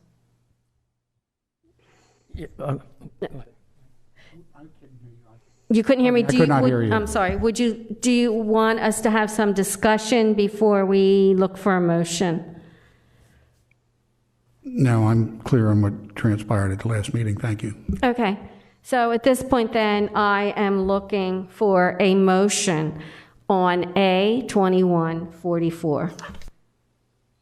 I make a motion that we approve A-21-44 based off the staff recommendation. The nature of the zone and the property does not change. The character and the use of the immediate facility does not change. And I do see the exceptional practical difficulty on the applicants by having two large dogs that bark and can be seen as aggressive by some neighbors. So a 6-foot fence would be necessary to keep the dog safe and the neighbors safe.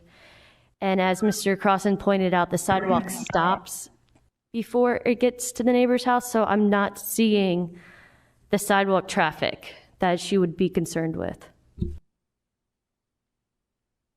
So we have a motion, and we're looking for a second. I'll second that. So we have a motion and a second to approve A2144. Anybody have any comments or discussion? Or should we just call the roll? Call the roll. Okay, Mr. Crossan. I'm going to vote to deny A21-44, and here's the reason. I'm going to read it to you. I drove out yesterday, and drove all around the neighborhood that this property's in. And it's a very nice neighborhood, very nice houses. Everything's very well kept. I observed approximately a dozen 4-foot fences around a number of the properties. Some of them were see-through metal and vinyl. Others were solid wood, some vinyl, and some solid vinyl as well on the same street, actually. And they all look within the character of the neighborhood and the properties and the development. There's one property that stood out and was obviously out of character. It reminded me of a fort out in the plains with a 6-foot solid fence, like nothing else in the neighborhood. And I think it was addressed at the last meeting that it was possibly put up because of COVID. It was put up by mistake or allowed to be put up by mistake. But nevertheless, it just stands right out. You can actually see it from the property that's in question. It had this solid white fence around it. While a few of the properties did have 6-foot fences in the rears of the yard, none of them came close. Excuse me. None of them came close and stood out like the 6-foot fence surrounding the particular property that I'm mentioning. If this 6-foot fence was allowed to be, the variance is allowed, it's for one dog that has a problem when in the presence of others. There, the issue, being able to set up a fence jumping the fence can easily be addressed with several types of invisible or other electronic fences, some buried, some not. Obviously, they can put the 6-foot fence in the back of the property, so they would only be looking at putting this other type of fence to stop the jumping around three parts of the fence, of the yard. So they could put up a solid 4-foot fence and then put up an electronic fence inside that. They're not that much cost to keep the dog from jumping. So there are other options available. The other reason that I'm doing this is if the applicants, for whatever reason, job change, or anything, were to sell the property in a couple months, or even a year, then the new owners would have a 6-foot fence solid around their property, or at least around the yard. They might not even have any pets, any dogs. So now all the neighbors in that development are looking at a 6-foot solid white fence, which could have no use. So the reason I'm denying is that there are other options available and could easily be put in place. Okay, thank you, Mr. Carlson. Mr. Nichols? I vote to deny 81-44. I do not feel that it, I too visited the neighborhood. I don't feel that it is in line with the character and uses of the other homes in the community, and other neighbors expressed concerns about it. It might affect their property values. Thank you. Mr. Cusick? I vote yes, per the motion to approve application 821-44, per staff recommendations. This is a unique lot, as stated, the two front lots. So that comes into play there. Also, I believe it does fit within the character of the community. There's plenty of vinyl fences. Just because this has a unique lot, shouldn't hold that applicant to the fence on that one. And I think the practical hardship is there per the testimony given with their pets. Thank you, Mr. Cusick. Ms. Hudson? I vote yes for A-2144 based off of, 44 based off my motion. And Ms. Denny? Okay, so this is a particularly difficult application for me, but I'm going to vote yes, and I want to be perfectly clear that I do see an exceptional practical difficulty, so that I'm clear that I'm not setting a precedence. Typically, double-fronted lots tend to have some issues that they're different than many of the other houses in the neighborhood. I think that I certainly would have preferred if we had brought it in a little bit there, but I also understand what the maker of the motion was saying by the sidewalk ends, and there's no need to worry about pedestrian traffic. So reluctantly, I am going to vote yes, and I'm just going to ask that this couple be respectful in choosing the fence and all, because it is on a main corner in the neighborhood, and so yes. Okay, on application A2144, on a motion to approve, we have 3 yeas but 2 nays. So having received the appropriate, no. That's not correct. Yes, there's only 4. Correct, you need 4 to... We need 4, not having received enough positive votes because of that all members were not present. The motion fails, and the application is not approved. It's denied. Well, at this point, you could consider a alternate motion Yeah, if there yep. was any reason to think that motion might pass. If you all discuss it before making that motion and come to conclude that an alternate motion will not be successful, then you could declare the application denied. Okay, I okay, would so at this encourage point, you- that motion failed, and I certainly can entertain another motion. Thank you, Mr. Townsend. If someone wants to make a different motion, I'm happy to entertain that. Well, Mr. Carlson, what would you like to see? I mean, Well, there again, all your objections were just a 6-foot fence in general, not where located.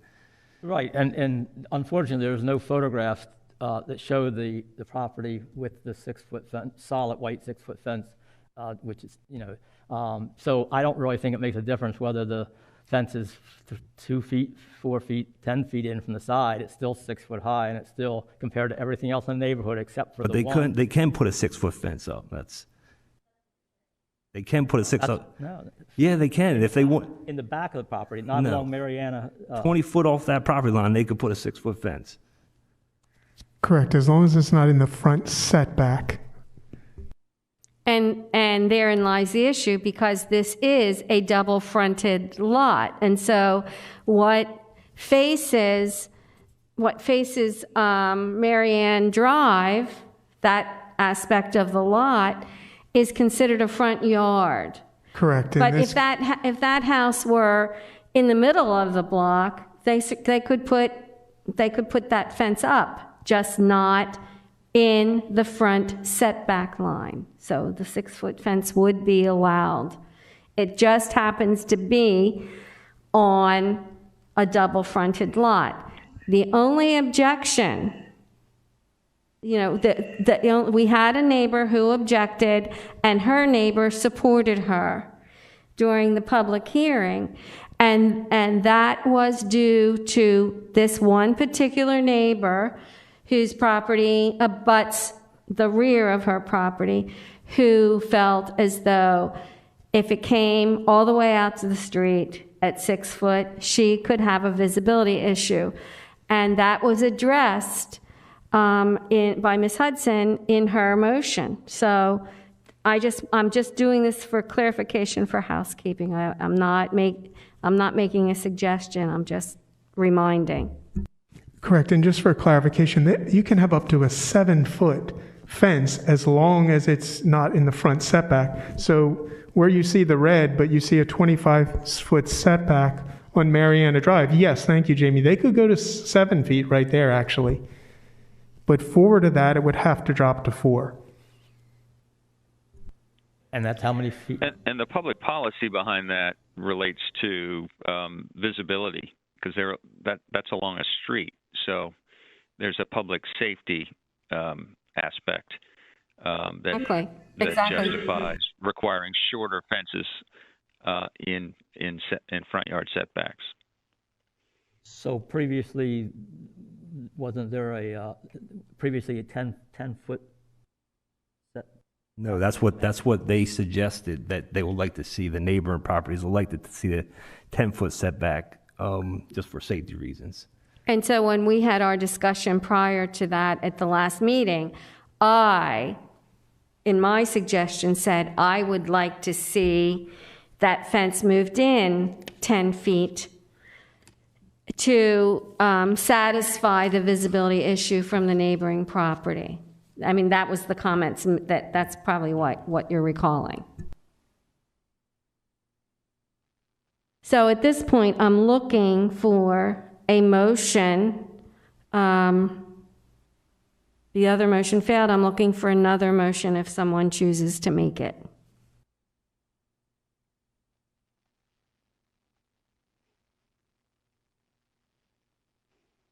I make a modified motion for A-21-44 that we make a modified approval to have the fence put in 10 feet from the property line at 6 foot.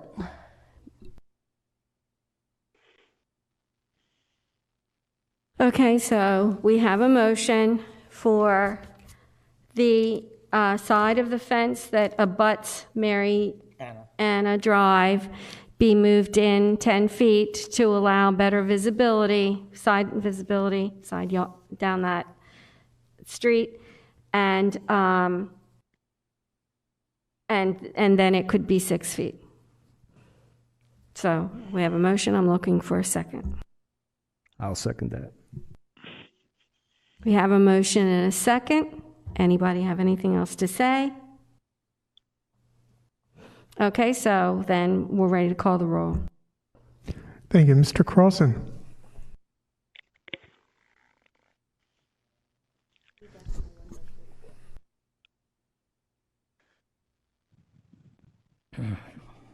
Based on the modified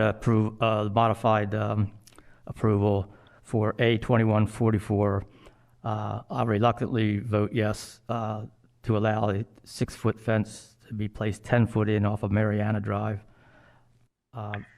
for public safety reasons.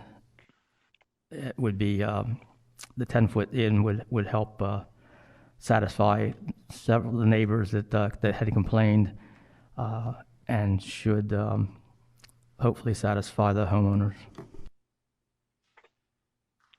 Thank you, Mr. Carlson. Mr. Nichols? Yes, in A-21-44, I vote to deny. I still feel that it's not in character with the uses in the immediate vicinity, and that the removal of the restrictions on the applicant's property could affect neighboring properties. I also want to note, although this isn't a matter before our board, that the community has a requirement, a separate requirement that's different from the county code. And although we're not involved in dealing with those matters, the applicant needs to be aware that other members of the community do have a say in this issue, and there are other avenues of relief that they could seek, not before this board. So I recommend caution, but I vote to deny. Thank you, Mr. Nichols. Mr. Kusick? I vote yes to the motion to make a modified approval to application A21-44 for the 10-foot front setback to place a 6-foot fence. Per my previous statements, I think it is within character of the neighboring properties, and per staff recommendation. Okay, thank you, Mr. Kusick. Ms. Hudson? I vote to approve the modified variance for A-2144 based off my prior statements from the motion before. I believe that the 6-foot fence, 10 feet off the property, is in with character of the neighborhood, and I believe it doesn't change the zone and the character, and I believe that it is a unique situation for the property owners, and I believe the 10-foot, 6-foot fence will work. Thank you, Ms. Hudson. And Ms. Stenny? Okay, I'm going to vote yes for this motion. And I just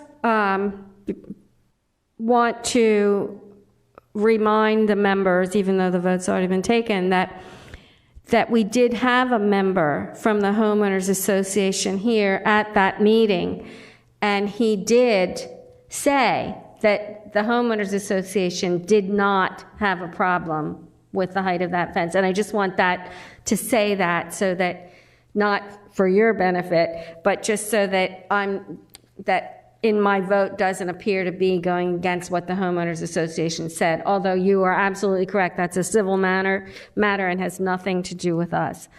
So I'm going to vote yes because to the modification, because I think by moving it over, we have addressed the reason that this particular part of the code was established. When it was being developed, it was purely for safety, for visibility, and again, I do see, a significant practical difficulty that comes into play when we have a double-fronted lot.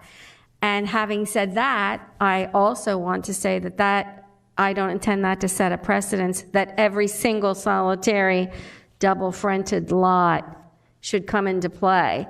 But in this particular case, and the length before you come to another driveway and the length from the front of the street and all, I think that there is reaction time, although traffic is not my specialty. So therefore, I'm going to vote yes. Thank you, Ms. Tenney. So we have for A21-44, we have a modified approval to allow up to a 6-foot fence 10 feet from the property line, the front property line on Mariana Drive. We have 4 votes yay and 1 vote nay.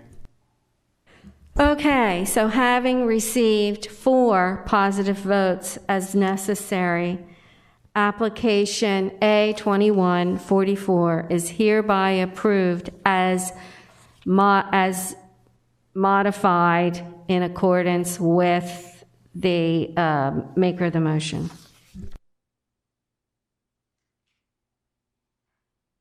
So,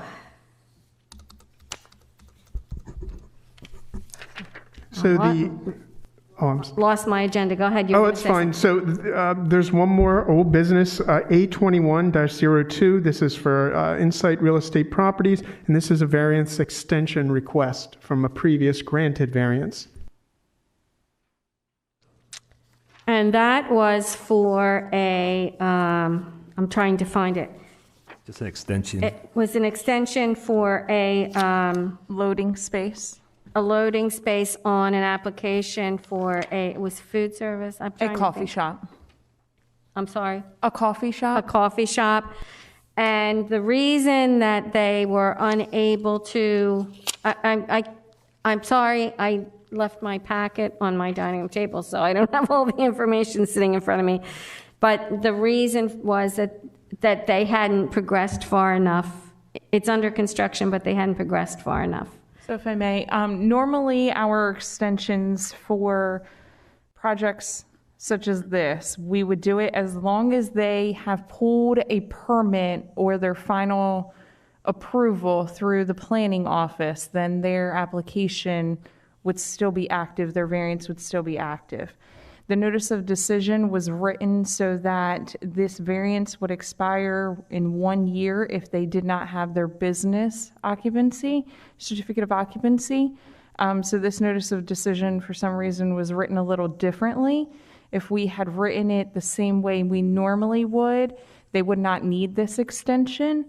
Because they are actively working on the project. They do have final approval for the site plan through us. They are actively doing construction and moving forward. But because they do not have the business CO, they do need the extension to continue on with the variance. And it's for 1 year, the extension? They are actually only seeking a 6-month variance or extension. Okay, so thank you. So at this point, then, I'm looking for a motion to extend the time allotted, and whether it's 6 months or a year, that's up to the maker of the motion, for application A2102. Thank you. Eric Cross, and I'll make a motion to approve the extension, 6-month extension for A2102. For how long? 6 months. 6 months, okay. Motion, I need a second. Hudson, I'll second it. So we have a motion, a second. When you're ready, call the roll. Thank you. Mr. Nichols. Since I wasn't a party to the initial proceedings, is it appropriate for me to cast a vote just on the extension? Ms. Denny, if I could Please. answer that. Yeah, so I wouldn't see any issue with you voting on this. Whether to extend the variance is not a function of the nature of the request to begin with. So I don't think you need to have particular knowledge of the application in order to vote either in favor of or against the extension. On the advice of counsel, I cast my vote to extend it. Thank you, Mr. Nichols. Mr. Kusick? I vote yes to extend application A21-02 6 months. Thank you. Ms. Hudson? I vote yes to extend A-2102. Thank you. Mr. Carlson? Vote yes based on my motion. And Ms. Denny? I vote yes for an extension. I think that it's obviously in this particular time with COVID and everything else going on, construction materials, this, that, and the other, that it's becoming more and more difficult for people to get things accomplished on time. And so that's my reasoning. Thank you. On a motion to approve A21-02 for a 6-month extension, we have 5 yeas and 0 nays. Having received unanimous positive votes by the members present, the extension is hereby approved. Thank you. And now to tonight's public hearing, our first one. I see the applicants are here. The Hamlets are still here. So A22-01. So I am looking for comments or a motion. I'll make a motion to approve application A22-01. I just don't think it has any impact on the neighboring properties. I think it fits within the character of the surrounding area. The hardship is there, as the applicant stated in his testimony. There's a couple hurdles within this site with the well, the septic. Do we have a motion? And we need a second. Hudson, I vote to approve second, sorry. I vote to second. Thank you.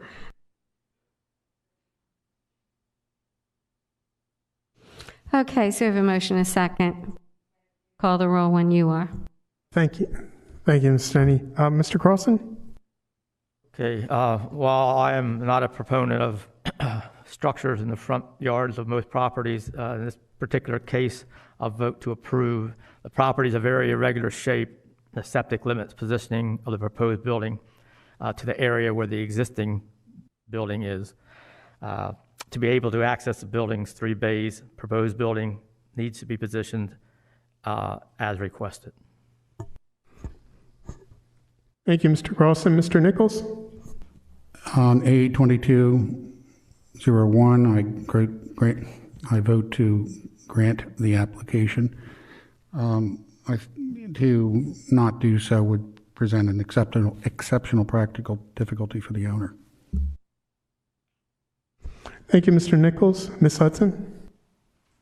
For A-2201, I vote to approve, and I vote based off the character of the property doesn't change with the garage going in the front.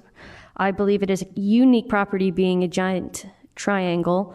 The septic takes up the left part of the property, and the well takes up the other part of the right, which would interfere with them turning the property or turning the garage to fit or to kind of accommodate the garage, and them needing the 3 doors. I can see the practical difficulty, exceptional practical difficulty. Thank you, Ms. Hudson. Mr. Kusick? I vote yes per my motion. Thank you, and Ms. Denny? I'm going to vote yes. I agree with the other members of the board. This lot, just the shape generally, as well as the location of the septic and well, not to mention the fact that where the egress to the property lies, and we know that that's not a small feat to get that changed on that county road. It just seems to me is all of those situations make this lot different than most, and therefore identifying an exceptional practical difficulty, so I'm voting yes. Thank you. On a motion to approve 822-01, we have 5 yeas and 0 nays. Thank you. Having received unanimous positive votes by the members present, application A2201 is hereby approved.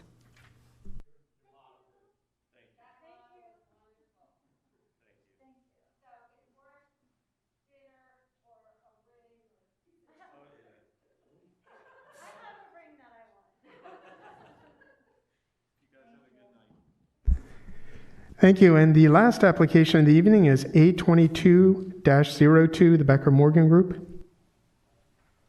Absolutely. Go ahead. I'm not sure if this is for staff or Mr. Townsend, but so there's basically 4 different requests or variances, as I understand it, 1, 2, 3, and 4. Are we voting individually or all, because of the staff has recommended a possible modified on one of them, so would we be voting on the 1, 2, and 4 as a group and then and 3 separately? Well, of course, that's up to us, and I would suggest that we hear these separately. You know, some of them you might, just having been doing this for years, when it comes to something with this many and the different recommendations, I think it might be best if we address them separately. However, it's up to the board. So if any one of you feel differently, just speak up. And we do, keeping in mind that we do have one person recusing, so which is only would leave 4 voters. I would suggest voting on requests or variance 1, 2, and 4, and then separately number 3. I had a question, or maybe it's just some dialogue we can talk about. Can you pull up the picture of his septic, the one that had the green dot?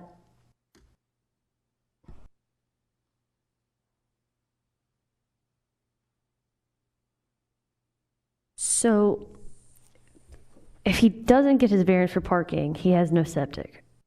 Am I correct? Now, the only thing that does concern me about this is the other 2 neighbors' wells being so close to a commercial property, and runoff into someone's well is what scares me. Everything that happens in like Flint, Michigan and whatnot, and the septic, a commercial septic being so close to a private well, or even over here, their loading dock is within the 100-foot of that property's well. Could that potentially be dangerous to have the runoff from the trash going into that neighbor's well? May I ask staff a question?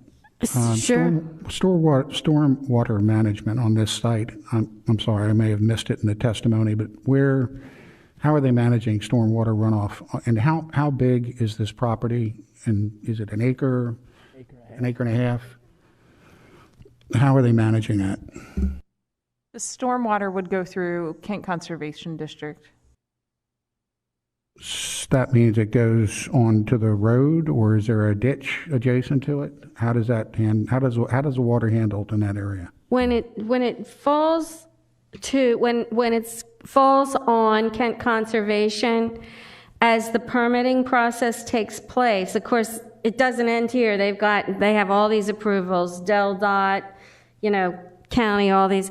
And when they get to DENREC, they come out or they look at the drawings, they look at the property, and they take care of all that. If a stormwater system needs to be put in place, they take care of that. They take care of runoff, leaching, some of the things that Ms. Hudson was mentioning are all governed and permitted with approval and/or disapproval of Kent Conservation. That's what they do. So Kent County Levy Court then doesn't have any responsibilities in addressing those issues other regulatory bodies do? Is that No, what it is? I mean, obvious, Wrong? exactly. Wrong? That's accurate? You're accurate. What happens, of course, is this is the first step. They get this, and then they got to go out and collect all these permits. And if there's anything that we have approved that DelDOT or Kent Conservation or any of the entities disapprove, then they have to settle that, fix that, change that before they get to their permit to start the build. Let me ask another question of staff. Regarding this 25% maximum development of a site, regarding how much can be impermeable, does that apply in a commercial venture, or is that only for residential? So they do have a max impervious coverage. I believe it's 75% in BG. So it is different in commercial. Thank you. You're welcome. I do have a question too, pertaining to the wells. We can see where the wells are located for the basically for the two residential areas. Where is the well on this map for the store? Is it there yet, or is it to be determined by Kent Conservation? I know you're not voting, you've recused, but you're the engineer among us. I don't think we should ask Mr. Cusick on this. I'm Okay, sorry. He thank needs you. to- yeah. Okay. Well, I know a well, at least in Newcastle County, needs to be 100 feet from a septic system. So I'm just looking at all this asphalt and all this. I'm just wondering where their well might be positioned. It's up to Kent Conservation unless you know something different from the planning I was just aspect. going to suggest that if you would like, we still have Mr. Street here. He would be able to maybe answer that question for you. Mr. Townsend, how do you feel about that, calling Mr. Street back up? I know that that's really something we never do, but what are your thoughts? Did we have any opposition on this one? I think we didn't, right? None. No one other than the applicant, the representative of the applicant was present in the room, and then I believe part of the development group was also online, but no opposition. Right. So one of the concerns would be that we're taking into consideration things that the opposition didn't have an opportunity to comment on. So it does. I think it's discretionary on the part of the board, on the part of the chairman, to allow additional testimony. So I think it's up to you. It's obviously something we try and avoid doing to keep the record as clean as possible. Yeah, and therein lies my asking you. And again, I also know that if there is any issue with septic and wells, Kent Conservation will not permit what they're trying to do. So there's a part of me, and while I understand and appreciate that, the board is paying attention, asking these questions, I'm not sure that we really have an effect on that, because Kent Conservation will come out and say, no, you're not putting it here, you're going to put it there. And so the answer, whatever answer we get, is not, to me, as important, because when they get to that permit, that's when all that stuff will be addressed. But I just found it interesting that they show you exactly where they want to put the septic system on a very detailed map, but not where they wanted to put the well. That was the reason for my ask. They will also be required to have DENREC public water approval as part of the final site plan. so it's up to you. If you want me to call him back, again, that's something I certainly do not want to make a habit of doing. I'm not so worried about his well. I'm worried about the other ones. I'm worried that if we grant the variance, that potential harmful runoff from this commercial thing could go into somebody else's well. And again, those two entities, both DENREC and Kent Conservation, are in charge of that. And they issue permits beyond what we do. That's in the next step, the permits. But if if you feel as you need it. Again, That's all I needed. Okay, That's all. thank you, That's Ms. it. Hudson. All right. Yeah, I support the comment made by Ms. Denny on this, that this board doesn't have the expertise and doesn't have the staff to comment on that risk. So I would recommend that we not rely on a factor like that in making a decision. Thank you, Mr. Townsend. Okay, so all that taken. Any more comments, discussion, or motions, or?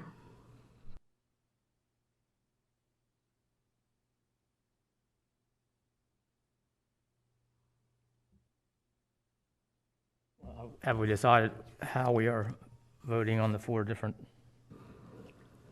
requests?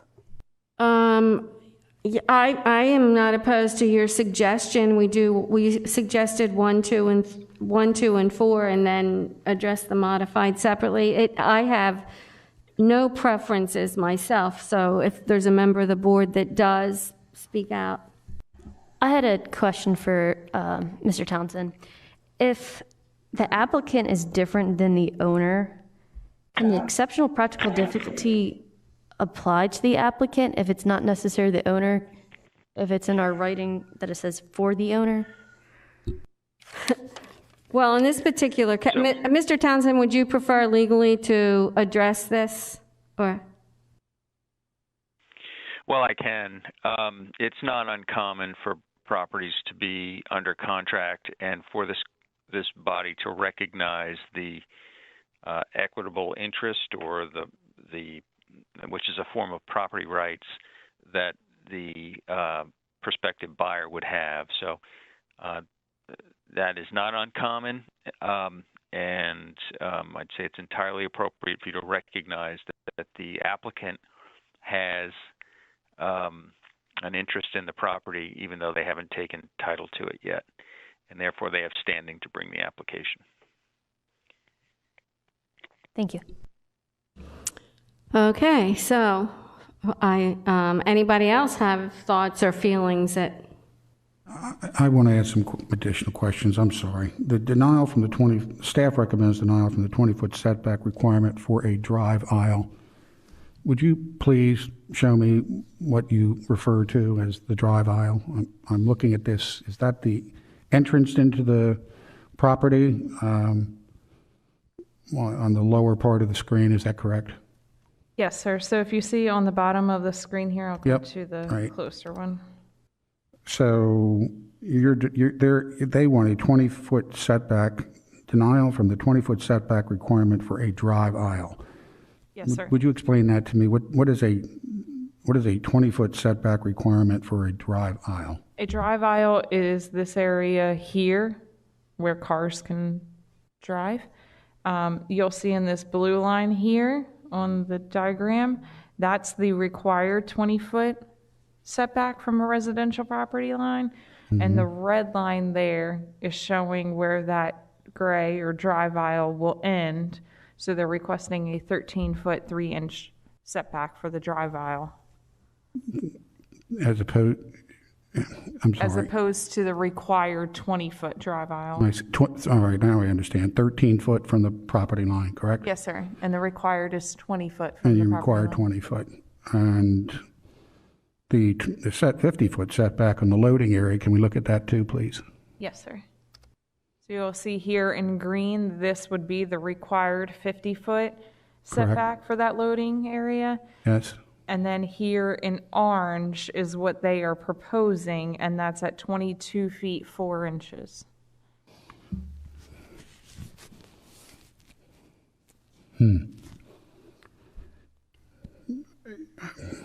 Okay, thank you.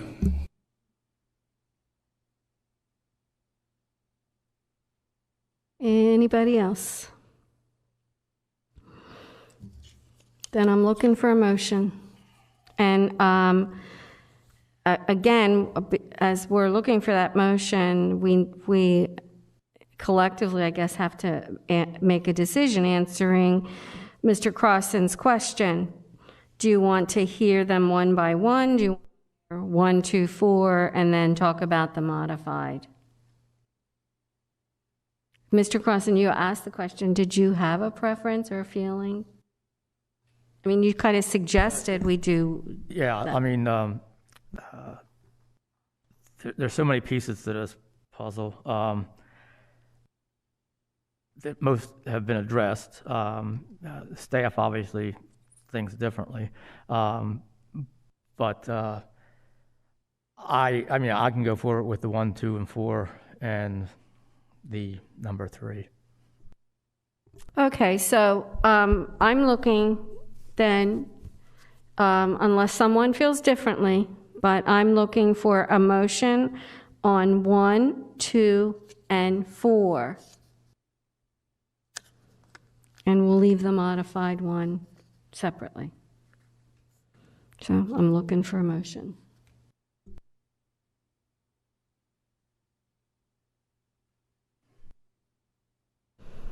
So, Mr. Townsend, I have a question for you, because we seem to have a stalemate here on a motion. And as you will know, I don't make motions, but if it's appropriate, I'm happy to make a motion. So I'm asking your opinion. Well, this is, the board need not act with such formality that the chairperson couldn't make a motion. However, if the motion is, if no one's willing to make the motion, then that raises the question whether you can get a second and whether you need to make the motion in the first place. So if it's more a question of how sophisticated the motion is, I think it might make sense for you to either state the motion and ask for a motion in that particular form, or I guess you could hand the gavel over and make a motion. I'll make a motion. Thank you. My motion is to accept the staff's denial for the 20-foot setback requirement for a drive aisle under application number A-22-02. That I can also make a motion to accept the staff's recommendation to deny the 50-foot. Well, we asked for Mrs. I'm sorry. Do you want to say something, sir? I'm sorry. It seems to me it's one motion at a time. So it might be that I'm just quibbling with the terminology that you're using. The chairperson asked for multiple, but that's fine. I agree with you. So that would be my initial motion to accept the staff recommendation to deny the 50-foot setback requirement for a drive aisle under A-22-02. And my biggest concern, although I have others, the character and uses of the immediate vicinity. I understand it's zoned for commercial use, but I did visit the site, and there are residential properties. And my concern is how the development of this property, what impact it might have on the adjacent property owners.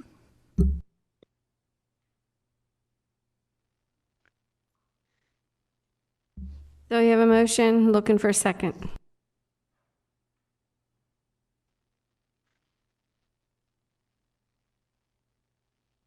Second, even to get it on the floor for a vote.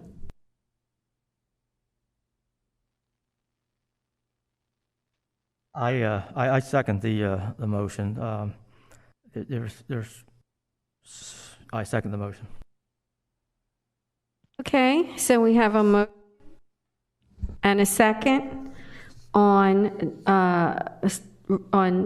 recommendation or on item request number 1, which is the 20-foot setback requirement for the drive aisle. So when you're ready, call the roll. Okay, on a motion for item 1 on denial of the 20-foot setback, is that correct? Correct. Okay. I'm sorry, Ms. Hudson. For A-2202, I vote to deny the 20-foot setback based off staff recommendation. It just seems a lot to go on such a little square, little piece of property. And I believe that we could be changing the nature of the zone where the property is. I know it's zoned commercial, but I feel like it could be just trying to cram too much right in there. And then I feel like the 20-foot setback,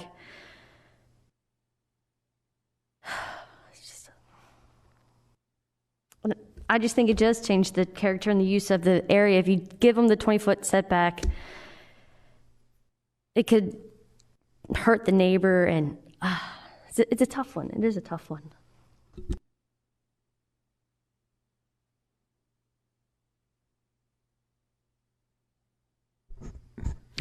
Is that it, Ms. Hudson? Do you have any more to add? Or? That's okay. it. I'll just... Thank you. Okay, Mr. Crossan. I seconded that motion, and the reason I do was I also believe that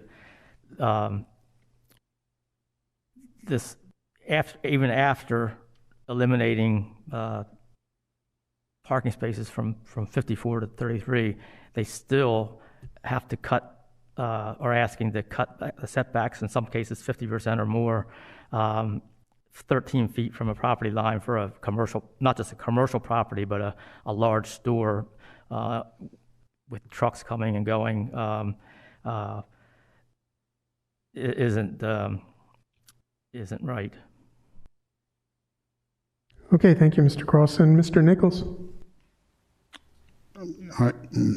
I vote to, I'm sorry, I'm voting to accept the staff recommendation to deny the, denial from the 20-foot setback requirement for a drive aisle. And it has to do with the adjacent properties and the character and uses in the immediate vicinity in the area. There are reasons why Kent County Levy Court has specified certain requirements, and I think that this isn't one where it would be appropriate. It is a small lot. Okay, thank you, Mr. Nichols. And Ms. Denny? I'm going to vote for the motion to deny. I think for me that choosing a lot where what you need to do in order to fulfill your obligation as a property owner and a commercial builder, and you choose a lot that doesn't accommodate the restrictions that are set by our code, I think we're off to a bad start.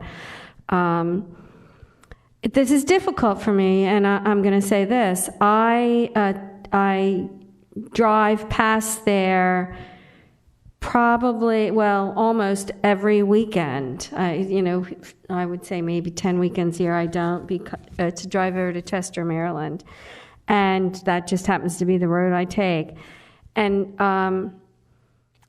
as you drive by there, you realize there certainly is a need. There is a need. They finally got, out that way, they got a gas station, and they do need, the people not only need, they need it, but they deserve it. They shouldn't have to drive 30, 40 miles this way or that way. So I think it's sorely needed, but I would hope that the applicant there is the property owner at this point, or the potential property owner, would continue to try to do this because it's definitely needed, but choose a lot where, it could be that they need one, or, but I have always over the years said, when you have to have so many variances, you just wonder if we're in the right, if we've chosen the right lot. So I am going to vote to deny. Okay, thank you, Ms. Denny. So on a motion to deny the request for the 20-foot drive aisle setback, we have 4 yeas for that motion to deny.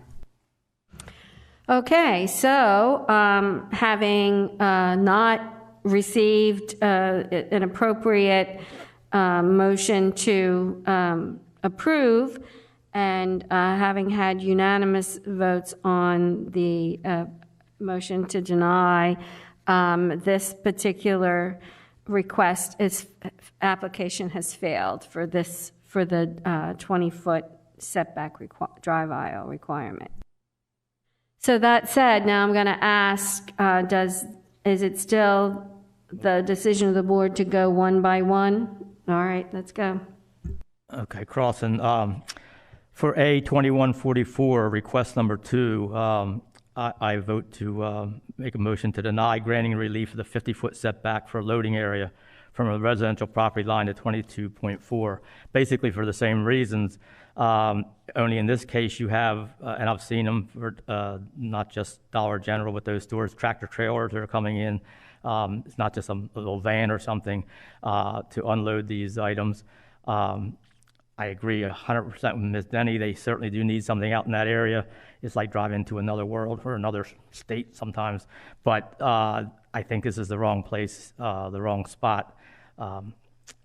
Even though there are only a couple neighbors right adjacent to the property, it's just a too small lot for what they're asking.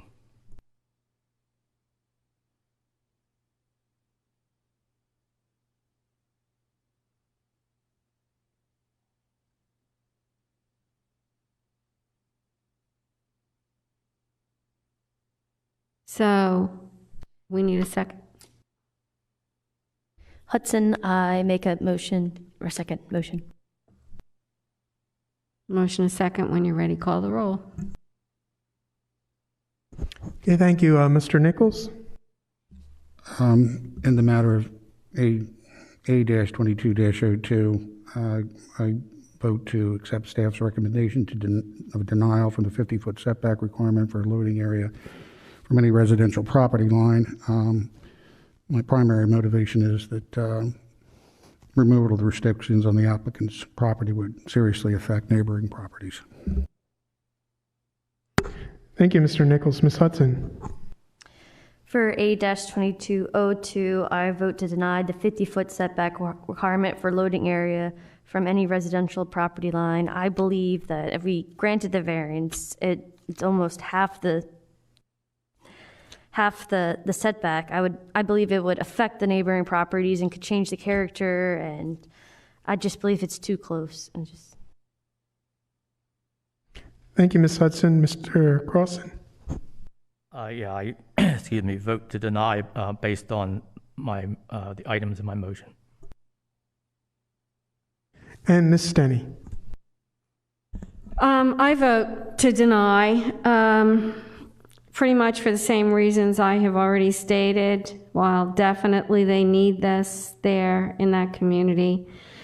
And they're going to need it more and more because sadly in Kent County, Delaware, well, and I think many places in the country, the thing we are growing more of than anything else in our farm fields are buildings. And so I think that I really don't see an exceptional practical difficulty because I do think that the developer who chose this particular lot chose the wrong lot and can rectify that by choosing another. So I vote to deny. Thank you, Ms. Denny. So for application A22-02, on a motion to deny the 50-foot loading area setback request, we have 4 yeas and 1 recused.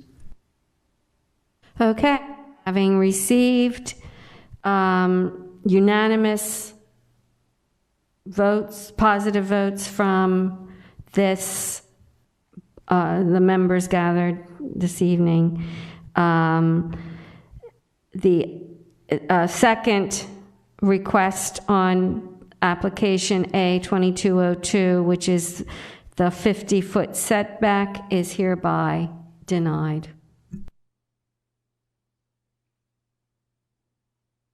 Moving right along, number 3 is the modified approval. I'm looking for comments or a motion.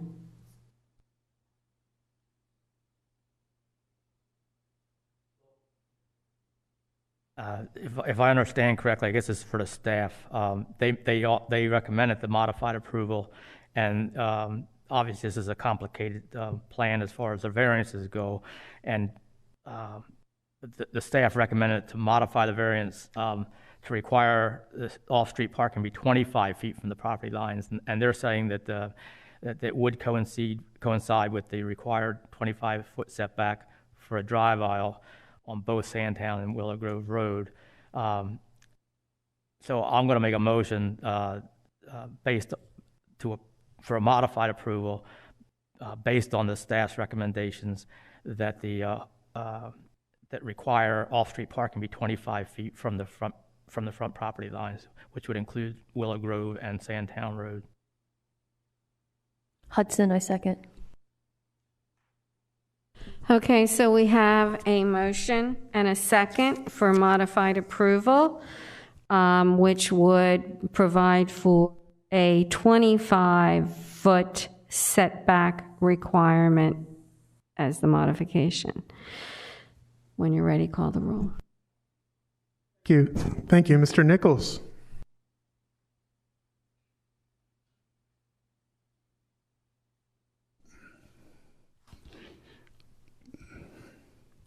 I vote to accept staff recommendations for a modified approval of variance from the requirement that the off-street parking for non-residential uses located adjacent to a residential district shall not be developed within the required front yard residential setback of 75 feet. I do so because the removal of the restriction would not detrimentally affect adjacent property owners. Thank you, Mr. Nichols. Ms. Hudson.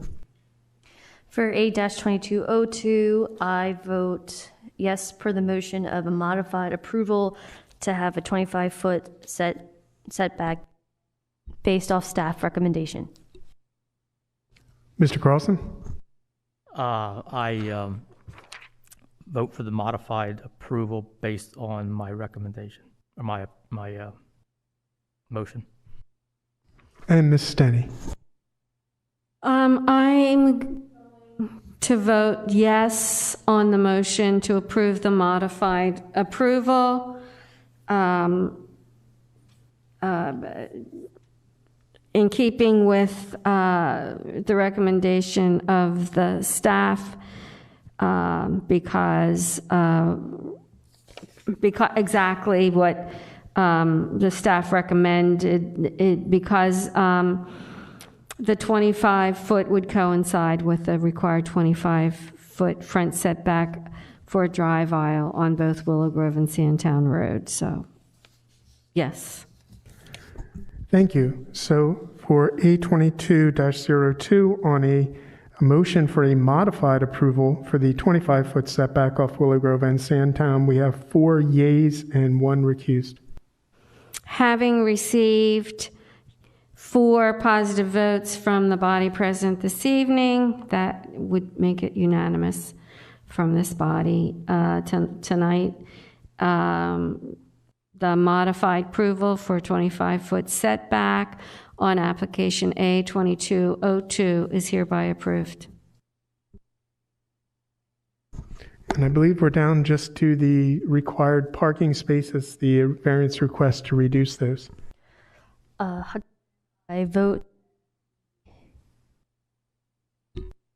make a motion that we vote to approve the variance request for the relief from the required 54 parking spaces down to the retail use of 33.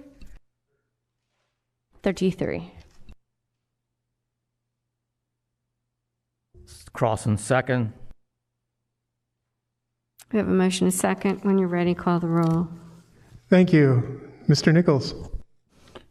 In application number A2202, I vote to accept staff's recommendation for approval of the variance for relief of the required 54 parking space. The applicant has indicated peak usage would be accommodated by a lesser number of spaces. Thank you. Mr. Carlson. For A2202, I vote to approve the removal of the restriction from the required 54 spaces to 33. The applicant, which is a national chain, has decided that 33 spaces are all they really would need. I just wish that the other spaces that are not being put in were in something other than asphalt, but that's, I guess, for another day. So yes, I agree with the staff and approve that variance. And Ms. Hudson? For A-2202, I vote to approve based off staff recommendations and my motion. Thank you, Ms. Hudson. And Ms. Stenny? Going to vote yes on the motion. Again, despite the fact that I don't think this property is right for this particular project, it's certainly the developer of Dollar General Corporation has confirmed that the amount of proposed parking spaces will accommodate the customer flow for this business during a peak peak season. So that said, and again, I just I want to be very careful as I vote. I'm not setting a precedence. I don't think that every store of this nature that comes with an application should just automatically be checked mark. This has to do with this property and this particular application. No precedent set here. Thank you, Ms. Stenny. So for application A22-02 on a variance request to reduce the required parking spaces from 54 to 33 spaces, on a motion to approve that variance, we have 4 yeas and 0 nays, with 1 member recusing themselves. Thank you. Thank you. Having received 4 positive votes from which is unanimous for the members that are here tonight, the item number 4, the approval of the variance for the 54 parking spaces for retail use is hereby approved.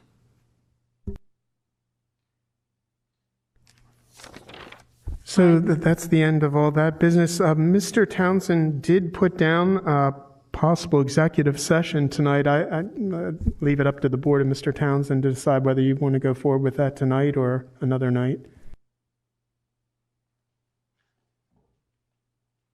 Mr. Townsend, what's your preference?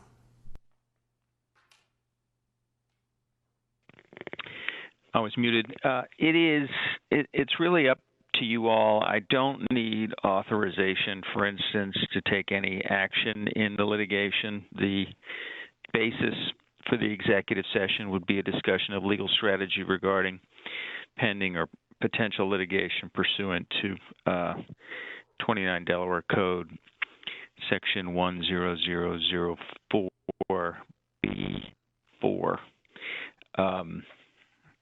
So it's up to the group whether they want to go into executive session to have a discussion regarding pending litigation.